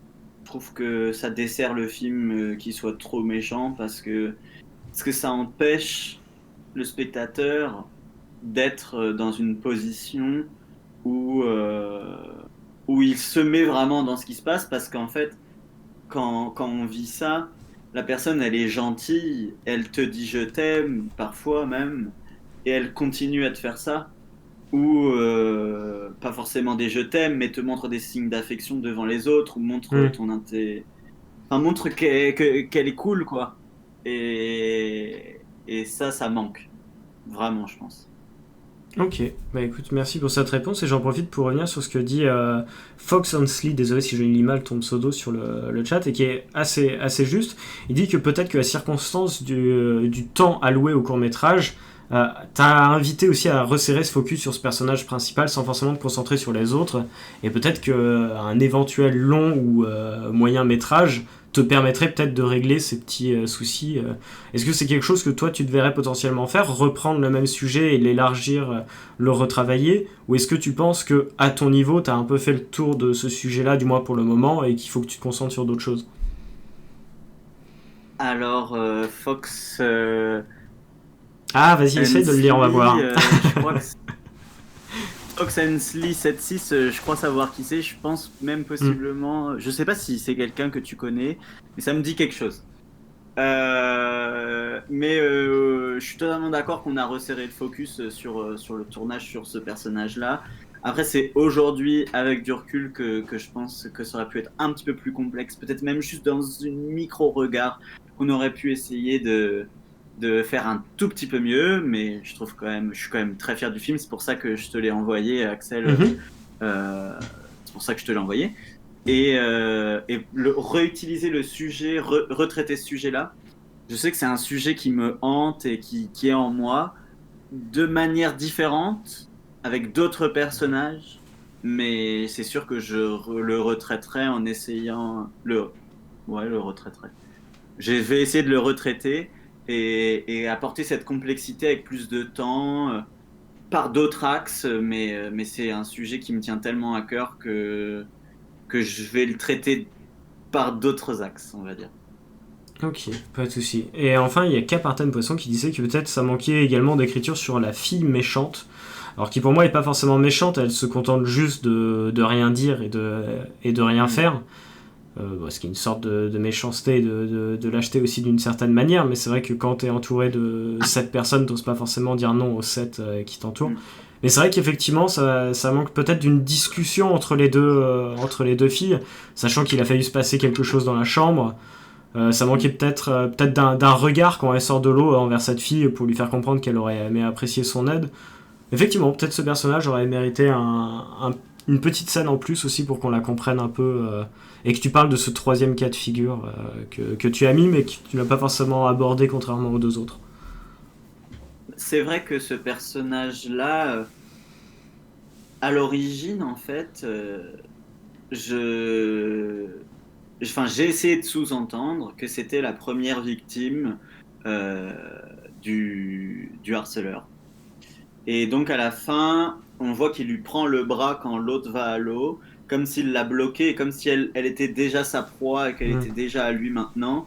Et elle essaye de communiquer avec le personnage joué par Lia, qui s'appelle Alice dans le film. Elle essaye de lui communiquer à travers les yeux, à travers ses attentions, justement de faire gaffe. Mais peut-être qu'on le ressent pas. Après, c'est quelque chose que j'ai essayé de mettre. Peut-être qu'on ressent un petit peu, et si on ressent un petit peu, c'était le but, parce qu'on n'avait pas le temps de développer les 3 personnages en 15 minutes. Ou en tout cas, je l'ai peut-être pas assez bien fait. Mais c'était ça l'idée à l'origine, en fait. Ok, bah j'avoue que j'ai ressenti ce côté avec les bras, même pareil quand il la sort de la chambre, on sent qu'il a effectivement une emprise là-dessus. Après, j'ai pas forcément vu la première victime et il manquait peut-être effectivement ce jeu de regard que par contre, effectivement, je n'ai pas forcément vu. Mais c'est vrai que pour le coup, le côté de tenir le bras et tout ça, je l'ai bien perçu et je trouve que c'était présent. Et en même temps, l'inaction fait partie du processus et c'est déjà bien de l'évoquer, nous dit Jacques Flower. Et effectivement, je trouve que c'est bien d'avoir mis ce personnage inactif, contrairement à tous les autres qui rentrent dans le jeu. Donc c'était bien quand même d'avoir mis ce personnage-là. Et effectivement, comme on semble tous le dire, il y a aussi la contrainte de temps qui fait qu'on peut pas forcément parler de tout. Donc voilà, non, en vrai, c'est un film qui, malgré tout ce que j'ai pu dire et tout ça, et je trouve très réussi et parle d'un sujet duquel il faut parler. Donc je te félicite là-dessus, et malgré les quelques petites critiques que j'ai pu dire, c'est quand même un film que j'ai bien apprécié, et c'est pas pour rien aussi que je le diffuse ce soir, donc bien joué franchement là-dessus. Et puis voilà, si tu as d'autres choses à nous dire, n'hésite pas, et sinon après on peut passer aux notes de ton film, parce que hélas il faut quand même enchaîner pour le 3e film. Bah écoute, passons aux notes. Je retourne au collège, je retourne à l'école. T'inquiète pas, c'est pas... Contrairement au collège, tu n'auras pas de bulletin à la fin de l'année, ne t'inquiète pas. Alors du coup, pour ce qui est du scénario, on est sur du 7 et du 10 majoritaire. On a également un 8 et un 9 et un 2. Voilà, donc il y a une personne qui par contre... Et un quoi ? Un 2 ? Et un 2, ouais, il y a eu un 2. Donc c'est quelqu'un qui n'a pas forcément été touché par le film, peut-être trop, mais c'est toujours bien aussi d'avoir des gens qui n'apprécient pas. Écoute, Complètement. C'est comme ça. C'est trop D'une cool. certaine manière, il faut toujours se dire que quand quelqu'un n'apprécie pas, c'est mine de rien qu'il a fait très attention au film et que ça a apporté quelque chose. Ouais. Je pense que la pire note qu'on puisse recevoir, enfin pour moi, la pire note que je puisse donner, c'est un 5. C'est-à-dire que le film ne m'a vraiment rien fait. Ouais. Pour ce qui est de la Moi, je préfère qualité... que le film soit aimé ou trouvé nul. Tout à fait. Pour ce qui est de la qualité audio, on est sur du 10 très majoritaire. Il y a un 3, quelqu'un qui n'a visiblement pas aimé. Il y a un 5, un 7 et un 8. Donc on est quand même sur du positif très majoritaire. Pour ce qui est de la qualité visuelle, on est sur du 9 très majoritaire, du 10 et du 8. Donc là c'est que positif. Et enfin pour le jeu d'acteur, on est sur du 9, du 10 et ensuite on a un 7, un 8 et un 5. Je pense que le 5, le 3 et tout, il y a quelqu'un qui, parmi le public, n'a pas trop aimé. Quelqu'un qui n'a pas aimé. Mais voilà. Tant mieux. Bah écoute, en tout cas, merci d'avoir joué le jeu jusque-là. C'est quoi ce troll? Bah, Il c'était dit, la première fois que je faisais ça et donc je suis impressionné. C'est tout nouveau pour moi cet outil, Discord, Twitch, tout ça. Mais c'était trop cool comme expérience, donc à Bah, refaire. écoute, Carrément, merci beaucoup. écoute, je suis content que tu le ressentes comme ça, je suis content que ça ait pu t'apporter quelque chose. N'hésite pas à repasser quand on aura refait d'autres films. J'ai cru voir d'ailleurs sur tes stories Instagram que tu étais en train de travailler sur un nouveau projet avec la même actrice, justement. C'est un court-métrage qu'on a fait là. C'était un petit film d'horreur qui a été fait dans le cadre du concours de In the Panda qui s'appelle Tu vas faire un film 3 et elle a gagné un prix de la meilleure actrice. Du coup, voilà. C'était un autre film que j'ai fait là il y a pas longtemps. Très bien. Eh ben écoute, merci. Alors effectivement, je vais revenir sur l'autorisation. Je reviens juste sur ce que disait Fox Hensley, qui disait c'est quoi ce troll. Alors, je pense pas que quelqu'un qui n'aime pas un film soit forcément un troll. On peut apprécier ou détester un film. On n'a pas forcément les raisons de cette personne, puisque ça fait partie des spectateurs fantômes qui n'a pas l'occasion d'écrire une critique. Une chose que j'aimerais mettre en place, d'ailleurs, excuse-moi, j'en profite pour parler un peu de l'avenir du projet. J'aimerais mettre en place, peut-être dans les sessions futures, écrire en fait pardon. Il y a une plateforme qui s'appelle Sens Critique qui permet de noter les films et d'écrire des critiques. Et je pensais essayer de prendre le temps de faire une page de chaque film que je recevais, histoire que les gens puissent derrière aller écrire une critique et noter le film, ce qui pourrait aussi vous apporter quelque chose quand vous le présentez. Mais c'est quelque chose qui, je pense, viendra avec le temps, quand il y aura un peu plus de monde, histoire de pouvoir relancer un peu ça. Mais voilà, c'est quelque chose que je prévois de faire, et ça te permettra effectivement peut-être d'avoir une justification de ces trois qui peuvent sortir, et d'avoir le ressenti d'une personne qui t'expliquera pourquoi elle n'a pas aimé, en espérant que ce soit fait avec bienveillance, bien entendu. Par contre, à l'inverse, Stray Valer TV te dit que le cours était vraiment top et il te félicite. Coucou à vous, merci. Et du coup, j'en profite pour clôturer là-dessus en te demandant si j'ai ton autorisation pour rediffuser ce question-réponse. Et j'essaierai de retravailler un petit peu le montage parce qu'on avait un petit décalage entre ton son et ta vidéo, mais je vais essayer de monter ça pour que ça se voit pas sur la rediffusion. En tout cas, est-ce que j'ai ton accord ? Carrément. Ok, écoute, c'est nickel. On va donc passer au troisième film. Je te remercie vraiment d'avoir joué le jeu et d'avoir su répondre à toutes les questions, même celles qui n'étaient pas forcément positives. C'est très cool d'avoir quelqu'un qui ose répondre à ça, et c'était un véritable plaisir. Donc merci à toi. Salut. Salut. Et du coup, on va passer au troisième et dernier film de cette soirée, parce que ce soir, nous n'avons pas de court-métrage étudiant, donc on s'arrêtera après ce troisième film.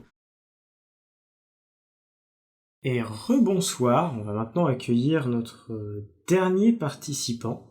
Donc Jean-Marie, je t'invite à me rejoindre. Donc voilà, comme d'habitude, je vais vous faire passer dans le chat les liens pour pouvoir noter. Donc n'hésitez pas à les noter. Je rappelle également aux viewers fantômes, aux personnes qui sont là sans avoir de compte Twitch, que vous pouvez également aller voter. Il suffit de cliquer sur les liens et vous pouvez voter également. Et du coup, Jean-Marie, je te laisse mettre ta caméra, et ensuite la parole, Étienne, je te laisserai te présenter et nous parler un petit peu de ton film. Déjà, je vois qu'au niveau des retours, Jacques Flower nous dit tellement cool. Donc voilà, pour ce qui est d'un premier retour. Écoute, je me tais, je te laisse te présenter et nous parler un peu de ton film.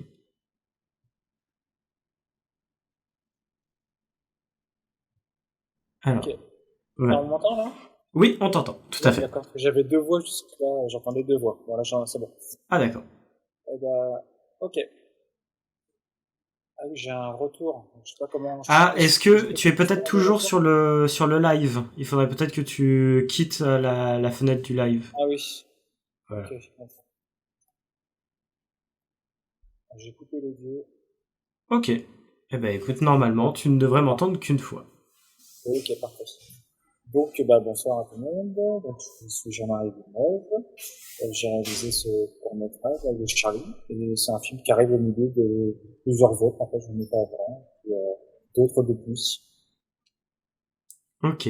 Très bien. Bah écoute, je vais maintenant te harceler de questions. Alors je vois que Josh Castle, pour sa part, n'a pas trop aimé, et notamment par rapport à l'absence de son. Bah écoute, pourquoi pas partir sur une première question là-dessus.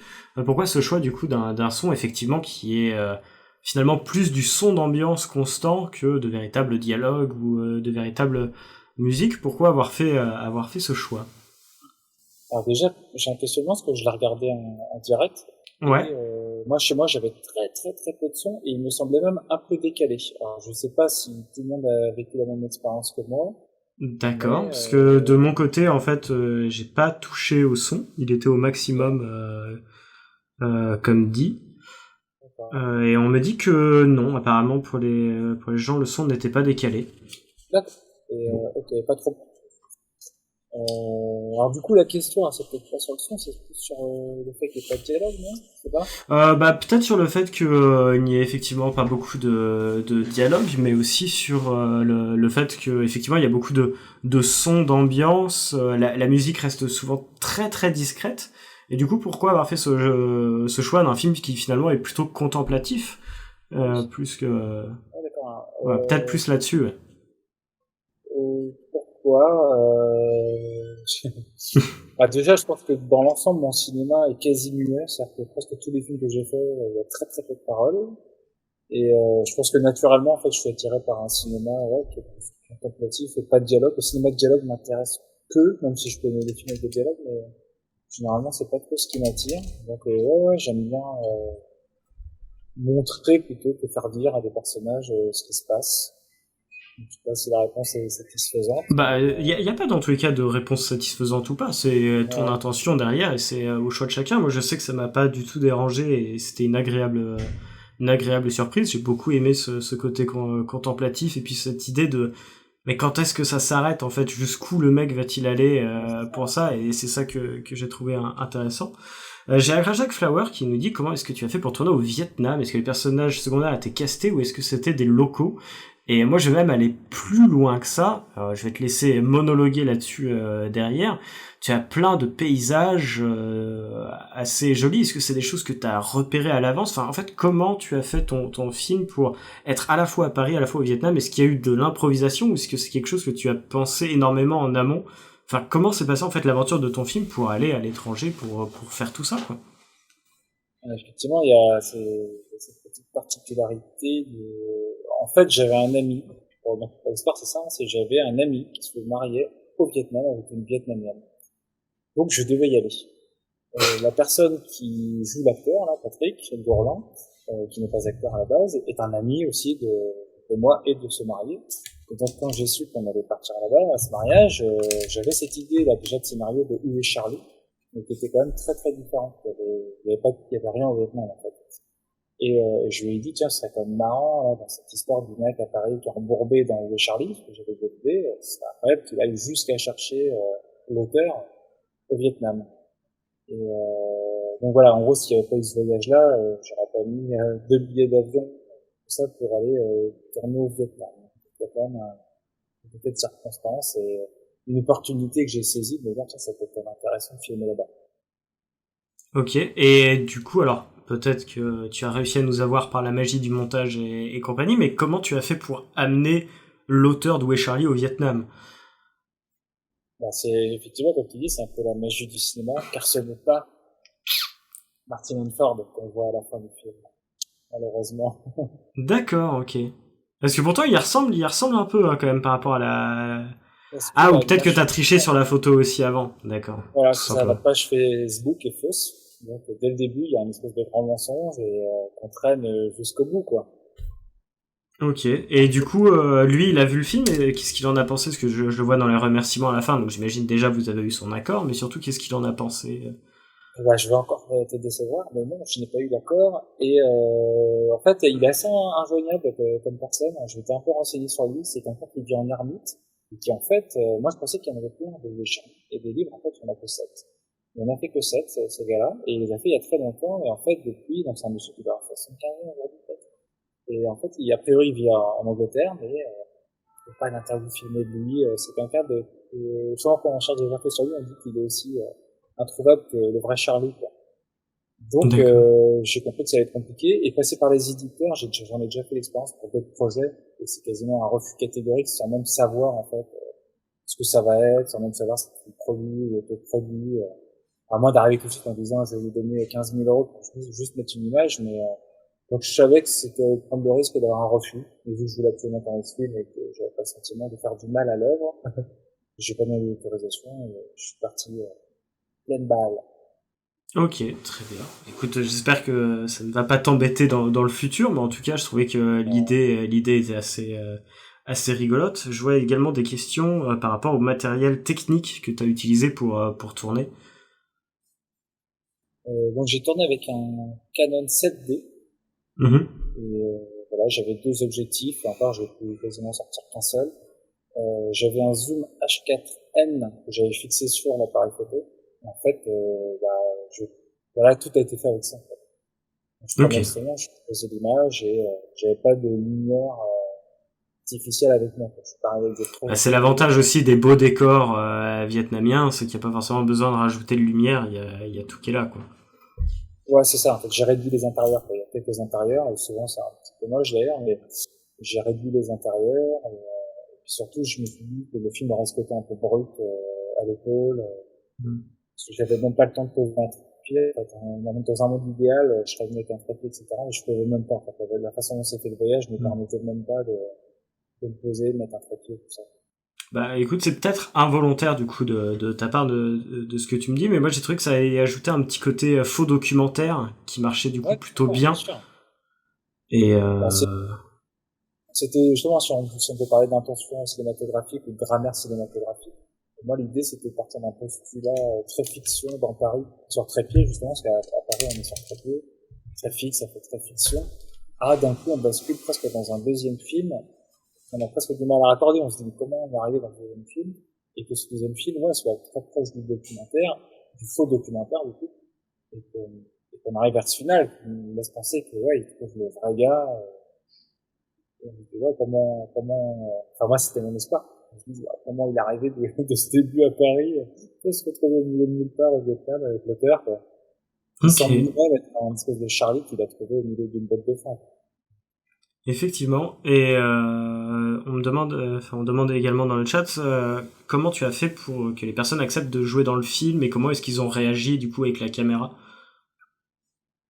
Alors, donc, il y a quelques cas particuliers. Bon, il y a la dame qui est à Hanoï, dans la capitale, au tout début, lui dit Eleven, Hum, Eleven.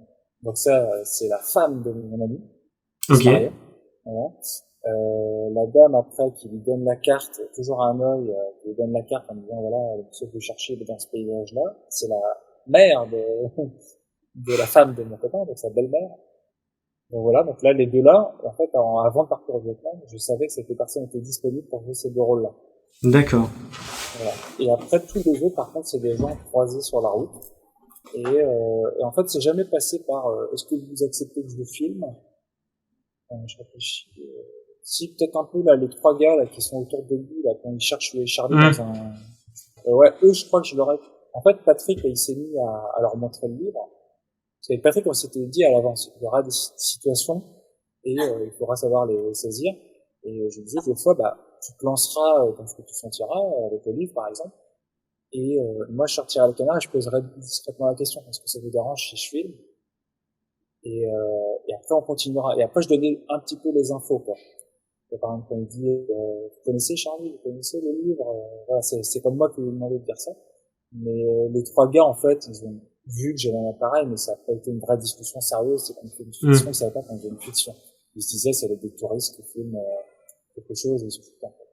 Et les femmes sur le marché, c'est pareil, elles ont à peine percuté que je filmais.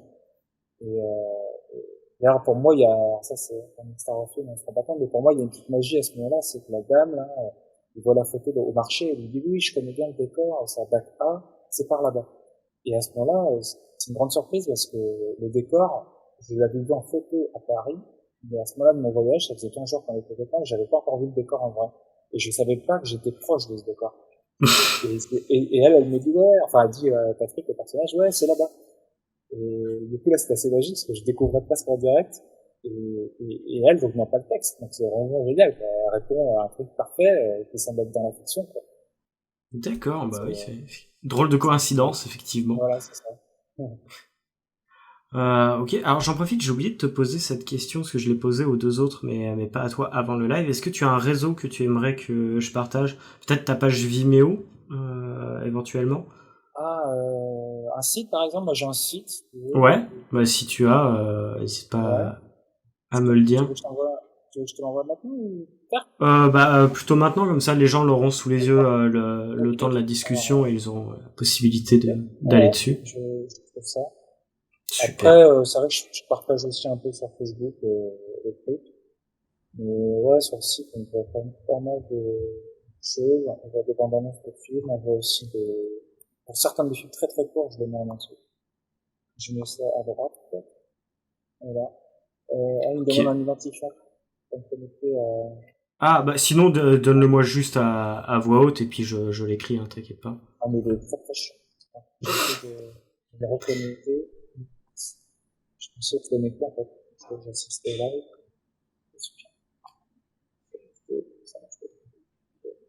Bah, sinon, tu peux me l'envoyer sur Discord, dans le salon discussion, juste au-dessus de Film en cours. Tu as moyen de le faire pendant ce temps-là. Hop, j'attrape les questions qui se posent sur le côté. Alors moi, j'avais également une question qui est en vrai la première question que je me suis mise de côté, c'est pourquoi cette fin? En fait, pourquoi avoir choisi ce côté de ne pas avoir cette discussion de fin, de ne pas avoir cette résolution de pourquoi il n'avait pas trouvé Charlie, de où était Charlie sur la page. Pourquoi ce choix du plan de fin, et surtout pourquoi avoir attendu autant de temps avant de lancer le générique, qui laisse supposer que peut-être on va avoir un plan après, et au final, au bout d'une dizaine de secondes, le générique se lance. Donc je veux bien une réponse par rapport à ça. Pourquoi avoir fait du coup ce choix de fin? Ok. Alors première chose, je suis pas doué, hein, mais je t'ai envoyé par mail le lien, parce que j'arrive même pas. Ok, pas de souci, t'inquiète pas. Alors pourquoi? Parce que d'un côté, ouais, je voulais que ce plan final, on se dise plutôt que évidemment le voyage a été beaucoup plus important que la trouvaille. Donc là, c'est un peu métaphysique, hein, même si j'ai pas la prétention de dire que le film c'est un film métaphysique qui comprend tout plus important que les statistiques sur un tableau Excel. Mais ouais, moi je me disais, ce gars-là, s'il est parti, c'est qu'il avait quelque chose à fuir et qu'il a fait un gros voyage, et que s'il a pas trouvé le vrai Charlie, il a trouvé l'auteur et que c'est encore plus puissant, quoi. Donc moi je me disais, ça y est, on a trouvé. Et puis je voulais ce plan très très large, on est loin, pour que justement il y a un truc un peu qui renvoie un peu aux pages de Charlie. Généralement dans les grandes pages de Charlie, on ne trouve pas au milieu de plein de gens. Alors que là, on les voit, avec justement personne autour, c'est un espèce de truc inversé. Donc pour moi, c'était un peu comme une dernière page d'un livre où est Charlie, mais avec juste des personnages. On a été trouvé, et puis lui qui l'a trouvé. Donc je trouvais que ça me suffisait, et puis j'avais pas envie de faire juste une blague finale sur soit l'auteur disait il est là, c'était pas très intéressant, soit il disait moi-même je le trouve pas, et en fait j'avais une version beaucoup plus longue où effectivement l'auteur ne trouvait pas lui-même et se retrouvait lui-même pris dans le piège de la recherche infinie, et le film se continuait à Paris en fait. C'est-à-dire que quand je pars au Vietnam, le scénario qui était pris se prolonge à Paris avec l'auteur qui le suit. Sauf que le Vietnam, rien ne s'est passé comme je pensais, et du coup j'ai fini par aller vers cette fin que j'avais un peu en tête. Je me disais, ça se trouve, ça se finira là. Et en fait, quand j'ai filmé ce plan là, très large, on était tout seul, donc mes deux potes dans ce décor immense, que j'avais vu en carte postale avant de partir au Vietnam. Et je trouvais ça magique, mais après, j'arrivais pas à savoir si c'était la magie du cinéma, ou si c'était juste la magie de l'expérience avec des amis. Mais je trouvais que ça suffisait, et je trouvais que ce plan, voilà, pour moi, il hyper bien le truc. Avec une petite touche d'humour, parce que je trouve ça un peu marrant, comme d'avoir fait un tel chemin pour effectivement ne jamais montrer où est le vrai Charlie dans le livre. D'accord. Et justement, cette page de Charlie, tu l'as trouvée parce que justement, tu galérais à trouver Charlie. Enfin, comment tu as eu cette idée de scénario et pourquoi cette page-là précisément? Alors, l'origine de l'Escopité, elle vient de loin, elle vient de 2012, et en fait, je serais bien incapable aujourd'hui de dire précisément quelle a été la petite lumière. Je me suis dit, j'ai une idée de scénar, donc la genèse, c'est trop loin, je ne m'en souviens pas, pour être tout à fait honnête. Je peux juste dire que j'ai un monde absurde. En fait, j'ai fait plein de films, à certains différents, mais il y a plein de souvent sur cette espèce de trucs absurdes, d'entêtement d'un personnage dans un truc complètement absurde. Donc ça, de toute façon, c'est un peu dans mes thèmes, et ça revient dans le cinéma général. Et après, bon voilà, donc la genèse pour l'arrivée Charlie, je sais plus comment ça m'est venu. Et après, le bouquin, alors ça, on me l'a offert, voilà, donc j'avais déjà ce truc-là, en faisant du cinéma, on m'a filé Charlie à Hollywood. Et après, parmi toutes les pages, c'était effectivement une des pages où déjà je savais qu'on ne pouvait vraiment pas tomber dessus par hasard comme ça en regardant le film. Et il y avait une sorte de contraste de lumière. En fait, la page est très jaune, un côté désert, et puis à l'image se voyait mieux que d'autres pages en fait. Il semblait visible. Ok. Donc, ouais, c'était juste le côté graphique de cette page en particulier. D'accord, bah écoute, Agrajak Flower nous dit que pour info, Charlie est sur la page de gauche, au centre, un peu en dessous des palmiers, sous le clap. Donc voilà, quelqu'un l'a trouvé. Très bien. Et justement, en fait, par rapport à tout ça, à Charlie et compagnie, pardon, je me perds un peu dans mes idées, oui, par rapport à la durée de ton film, parce qu'on arrive sur un film de 22 minutes, est-ce que c'est quelque chose que tu as toujours voulu ou est-ce que c'est vraiment sur le moment, t'as étiré ton truc comme tu le sentais et au final tu t'es dit bah vas-y 22 minutes c'est bien ou est-ce que tu avais une durée en tête un peu? Alors, c'est le truc, c'est que ça m'aimerait de raconter trop de choses, mais en fait, Où est Charlie devait à la base s'intégrer dans un long métrage. Ça devait être une espèce de maillon bizarre qui était dans un long métrage. Ça s'appelait le syndrome de Buzz, pour lequel je n'ai pas eu de financement parce que c'était beaucoup trop surréaliste et délirant. Et en fait, on suivait presque comme un épisode. Ce mec là qui cherchait les Charlie, ça revenait ponctuellement à l'intérieur du film. Et donc du coup, j'avais pas trop réfléchi en temps, mais ça pouvait durer 25-30 minutes peut-être dans le long métrage. Il y avait justement la partie parisienne à la fin. Et quand j'ai compris que je pourrais jamais faire ce long métrage, je me suis dit, bah, tant pis, on va pas me Vietnam. Donc, Où est Charlie, je vais le faire exister en court métrage. Et je savais que ce serait un film autour de 20 minutes, parce que pour moi, il fallait qu'il y ait cette errance et cette absurdité de la durée, en fait. C'est-à-dire que si j'étais juste dans l'efficacité et un film de 10 minutes, bon, voilà, c'était une petite comédie à sketch, on enchaînait les trucs, mais je perdais totalement l'effet final, en fait. Moi, je misais vraiment sur un effet final. On a fait tous ces chemins, mais un point surprise. Il se trouve quand même ce mec, quoi. et j'avais fait un montage un peu efficace, comme ça, juste pour voir 15 minutes. J'avais testé un peu sur les remis, et je m'étais trouvé ça naze, quoi. Et par contre, dans la durée, les gens étaient plus surpris, quoi. Il y avait un truc qui, en tout cas, sur les 10 personnes que j'ai testées, c'est clairement la version de la durée qui fonctionnait, et pas la version courte, juste efficace. Ok, bah déjà c'est cool de ton côté d'avoir testé les deux versions pour voir ce qui plaisait le plus. C'est toujours intéressant d'avoir ça parce qu'on peut avoir des fois des gens qui sont très branchés sur une idée et qui ne vont même pas essayer l'autre. Donc c'est bien d'avoir pris le temps. Il y a une question qui est posée également, c'est comme quoi tu indiques que ton personnage principal du coup n'est pas un acteur. Et du coup, comment est-ce que s'est passée cette collaboration avec lui pour notamment les scènes plus scénarisées qui se passent en France? Comment t'as réussi à le gérer? Est-ce qu'au final, il se débrouille plutôt pas mal? Ouais, bah, alors, en fait, j'ai monté une pièce de théâtre en 2014. C'était un deux sur scène, et Patrick, en fait, avait joué dans ce contexte-là. C'est la seule fois où il avait joué. J'avais fait, voilà, mais une pièce de une heure et demie. Et il tenait le rôle principal dedans. Donc, il avait quand même eu cette expérience. On a joué 3 fois, cette pièce. Il avait quand même eu une expérience comme ça. Pas de rien.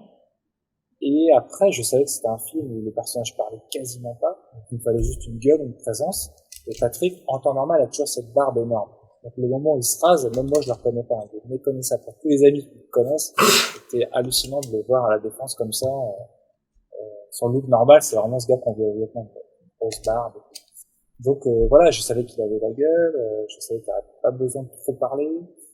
Et en gros, concrètement, à part ce moment au téléphone à la défense, où il fallait qu'il soit assez crédible et qu'il enchaîne bien le texte, qui était du coup près là, je savais que le reste c'est vrai.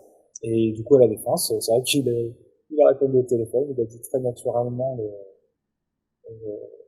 ce texte, hein, c'est court qu'il avait, hein. Ça l'a fait, quoi. Et après, au Vietnam, il s'est laissé porter par le truc. Parce qu'il y a plein de trucs qui auraient pu être mieux, mais plus dans, plus dans les intentions, j'aurais pu lui donner. Mais c'est vraiment, tous les défauts, c'est les miens, parce que pas les siens. Donc voilà, en fait, hein, il a fait le truc, mais c'était plus simple, parce que ça avait été un film très dialogué, avec des histoires.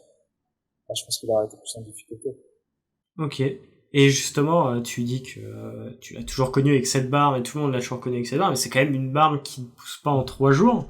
Du coup, lui, comment il l'a pris de se raser? Ça va? Ça lui a pas fait trop mal de... Donc on a fait le Vietnam avant Paris, hein. Donc, Ouais, je me doute bien, ouais, parce que là. sinon, il fallait attendre pas mal de temps pour que ça repousse. Le Vietnam, c'était l'été, et puis en septembre, donc il vient sur un week-end. Il avait quitté Paris entre temps, donc il revient, et puis je lui dis, c'est parti, il faut se raser, c'est pas un costard. Parce que même un costard, pour lui, c'est inimaginable de mettre un truc pareil. Pour lui, c'est un déguisement, quoi. Donc, il se rase, et en fait, il avait pas rasé totalement à blanc, quoi. Il avait fait une tondeuse. Et là, je l'emmerde, je dis, non, je vais faire un. Donc, il l'a fait, il l'a fait en disant, ouais, je t'approche, j'ai que 3 mois avant que ça commence à reprendre, et puis là, actuellement, il est comme ça. Donc, non, ça l'a fait plutôt marrer. D'accord. Bah écoute, c'est déjà ça. Du coup, j'en arrive aux 2 questions que je pose tout le temps. J'imagine que tu devais t'y attendre. Quelle est, selon toi, l'originalité de ton film et la chose dont tu es le plus fier maintenant que tu l'as terminé et que tu le revois, que tu peux le partager? Qu'est-ce que, selon toi, ça t'a apporté et, enfin, quelle est la chose dont tu es le plus fier, tout simplement? Alors, du coup, je vais pas de répondre des trucs. Un truc très basique, je pourrais dire presque pour chaque film, c'est que c'est un film donc autoproduit, et vous avez bien compris, j'ai coupé, presque tous les postes, hein, finalement, hein. Enfin, on est que deux, hein, mais on est que deux sur le film, donc je dirais que la première fierté, bah, c'est d'aller au bout d'un projet en étant que deux. Et, puis d'y croire, parce que se dire, ah, je vais quand même filmer au Vietnam, dans un contexte dont je vous ai pas raconté, mais qui était quand même pas simple du tout. On n'était pas tout seul. Moi, j'ai des enfants, les enfants étaient avec moi. Donc, des fois, c'était, quand je disais à mes enfants, qui avaient quand même 2 ans et 4 ans, chute, papa, filme Patrick 2 secondes, et après, vous pouvez faire des bruits, et quasiment toutes les prises que vous voyez sont comme ça, en fait. En fait, rapidement, avec, mes enfants, quelques amis, à qui je dis, chut, je tourne vite faire un plan. Donc, aller au bout de ce truc, c'était pas gagné. Donc, je dirais que, la fierté, c'est ça, c'est d'aller au bout d'un projet, on se demande comment on va y arriver. Et après, si je veux parler du film pur, bah, je suis assez fier, en fait, tout simplement de cette dernière scène, quoi, de ce moment où il arrive, et que mon pote, qui joue Martin Manford, se retourne avec ce truc, bah, de bois qu'on a trouvé sur place. Parce que même le décor, là où il est, la petite baraque, on l'a trouvé, 2 secondes avant de tourner la scène, en fait. Et quand on D'accord. décor, on avait avec la carte postale, on avait le décor avec la grande carte postale, et tout le reste, on l'avait pas. Alors, on s'est baladé, on a marché, en fait, dans la rivière, là, et tout est tourné en 3 heures. L'ensemble de cette séquence, qui est quand même super longue, est tourné en 3 heures. Et on découvrait tout en direct. Et, on voit devant cette petite baraque, il y avait personne, on voit le truc de bois par terre. Et je dis à mon pote, vas-y, mets ça sur ton épaule, tu marches, Patrick arrive derrière toi, il t'appelle, tu te retournes, et tu bouges pas, tu bouges juste ta gueule, et tu fais ce truc un peu figé, comme si on avait essayé, on avait trouvé le Charlie du livre. Du coup, le Charlie du livre, il bouge pas, quoi. Il est statique. Et lui, il trouvait ça bizarre, il dit, ah ouais, je dis, non, c'est un peu bizarre. Je dis, non, tu restes juste comme ça, avec un truc. Et moi, je trouve que ça marche, quoi. Moi, à chaque fois que, quelques fois, je revois le film, je devais juste se retourner, et pas bouger avec son truc sur l'épaule. Je trouve qu'il y a une petite magie, et c'est peut-être, voilà, je suis peut-être fier d'avoir réussi à faire ce plan, quoi. Voilà. Ok, bah écoute, c'est une bonne réponse, je trouve. Et du coup, à l'inverse, quelle est la chose qui, selon toi, fait peut-être défaut à ton film et que tu aurais peut-être aimé faire autrement si tu avais eu l'occasion? Pareil, je veux dire 2 choses. Je pense que esthétiquement, moi, j'aime quand même bien que mes cadres soient pas trop mal fichus, un peu pensés. Et là, il y en a quand même pas mal, bah ouais, qui sont faites, comme je dis, dans des conditions qui m'obligent de tourner tout de suite. Et je trouve que quelques plans méritaient, voilà, un peu plus de soin, tout simplement. Et l'autre truc, mais c'est toujours lié à ces conditions, par exemple, dans le petit scénar, il y avait quand même une scène où il se faisait piquer le bouquin, quoi. Et je rêvais un peu d'une scène comme ça, un peu sur un marché, un truc où il court après un mec qui lui a piqué le livre, et du coup, je trouve que dans le film, il manque, au moins cette petite péripétie en plus, quoi. Parce que du coup, je trouve on a une errance, on peut trouver, hyper chiant, ou sympathique si on est un peu contemplatif, mais il manque cette petite truc de, Ouais, ce petit élément qui aurait peut-être cassé la linéarité du coup de ton voilà. œuvre, histoire de faire le petit rebondissement de situation comme on peut l'avoir dans beaucoup de films. Exactement. Voilà. Ok. Au niveau dramaturgique, j'aurais trouvé ça sympa et un peu tendu, quoi, qu'il se fasse piquer le bouquin, en jouant toujours en plus sur cette frontière de attends, mais c'est vraiment fait piquer le livre, ou je voulais jouer aussi là-dessus, quoi, sur le fait qu'on se dise, je vois un film et je sens que c'est un peu un film fabriqué, et voilà, de s'être vraiment fait piquer le livre. Mais bon, voilà, c'est comme ça. D'accord, bah écoute, très bien. J'en profite pour rappeler aux gens du chat, si jamais ils ont des questions, qu'ils n'hésitent pas à en poser et qu'ils n'hésitent pas à voter, parce qu'on va bientôt en arriver à ce moment-là. Enfin, à noter, pardon, pas à voter. Et pour ce qui est des questions, j'en aurais notamment au moins une autre, parce que après tu n'es pas obligé de répondre. Mais justement, alors par chance, tu as eu ce côté du Vietnam où tu devais aller par tous les moyens, mais si tu avais une estimation du budget au final de ton film, on arrivera à peu près vers combien? Parce qu'il y a quand même 20 minutes dans 2 pays différents. Donc j'avoue que cette question, moi, m'intrigue de comment tu as pu réussir à boucler ça, et est-ce que t'as réussi à faire en sorte que ça te coûte pas trop cher? Concrètement, à Paris, c'est le coût d'une panini qui mange, je sens que j'aurais 3,50 €. Le grand poster géant, là, qui va dans son appart, donc, qui est l'appart d'un ami. Ce grand poster géant, c'est un parent d'élève de l'école de ma fille qui me l'a fait gratos. Il bosse dans un truc où il fait du poster de je sais pas quoi. Donc ça, il me l'a fait gratos. Donc j'ai pris 3,50 pour la partie parisienne. Et pour la partie Vietnam, bah, tout dépend justement si je compte mon billet d'avion pour aller au mariage de mon pote comme étant faisant partie du budget, quoi. Bah, si je le compte, on a fait 2000, je viens de plus de coup, je sais pas, 800 € peut-être de billets d'avion chacun. Et puis après, le reste, bah non, il n'y a pas de budget, en fait, il n'y a pas de budget. Le budget, il a commencé, en fait, en post-prod. C'est que forcément, pendant le fond tout seul avec mes pauvres petits images 4 j'ai dû faire appel à un mixeur que j'ai payé. Mhm. Alors, je doutais la somme que je lui ai payée parce que, ouais, c'est pas, Oui, non, mais, t'inquiète pas. voilà, je suis pas à plus de 1000 € le film, quoi. C'est pas mal quand même pour du 22 minutes d'avoir réussi à faire ça à ce prix-là. C'est plutôt. Ouais. Bah, j'avais fait un long métrage, là, qui était sorti en salle en 2014, que j'avais fait avec à peine 2000 €. Bien joué, bien joué, bien joué. Bah écoute, de mon côté, je crois que j'ai fait à peu près le tour des questions. Si tu sens qu'il y a quelque chose sur lequel tu aimerais revenir et qu'on n'est pas forcément revenu, n'hésite pas. Et sinon, on peut passer aux notes, notations. Allez-y, vous pourrez noter. Ah, juste, on me demande au niveau de ton long métrage, quel était le nom du coup de ton long métrage? Tout est faux. Comme tout Tout est est vrai, faux. donc tout est faux. Vous trouverez sur Allociné. Attends, j'écris ça vite fait dans le chat, comme ça. T'as réussi à récupérer le lien, du coup, là, du Ouais, je l'ai mis en fait dans le chat tout à l'heure directement. Parce que D'accord. comme il est un peu trop long, en fait, il dépasse sur quand je le mets là où je veux, et il sera également dans la description de la vidéo. Voilà. Ah bah il y a Yamé qui partage même la page Wikipédia du film, donc très bien. Bah, merci beaucoup. Et du coup, c'est l'heure de la note. Donc pour ce qui est du scénario, on est sur un 7 majoritaire. Il y a également un 9, un 6 et un 3, une personne qui n'a pas forcément apprécié. Pour ce qui est de la qualité audio, alors là c'est égalitaire sur toutes les notes. On a du 10, du 8, du 7, du 6 et du 5. Donc ça reste quand même positif dans l'idée. Effectivement, peut-être que le côté contemplatif et peu de son a pu rebuter certaines personnes. Pour Oui, la... c'est ça, d'ailleurs, juste un petit mot, justement, par rapport au son, parce que je savais pas trop quoi répondre au début, mais le son, évidemment, il n'a jamais été question de booster le son et de le rendre un peu d'appeler ça un de cinéma. Justement, il fallait qu'il ait l'économie de ce film, en fait. Il fallait que le son reste un peu docu, justement. Voilà.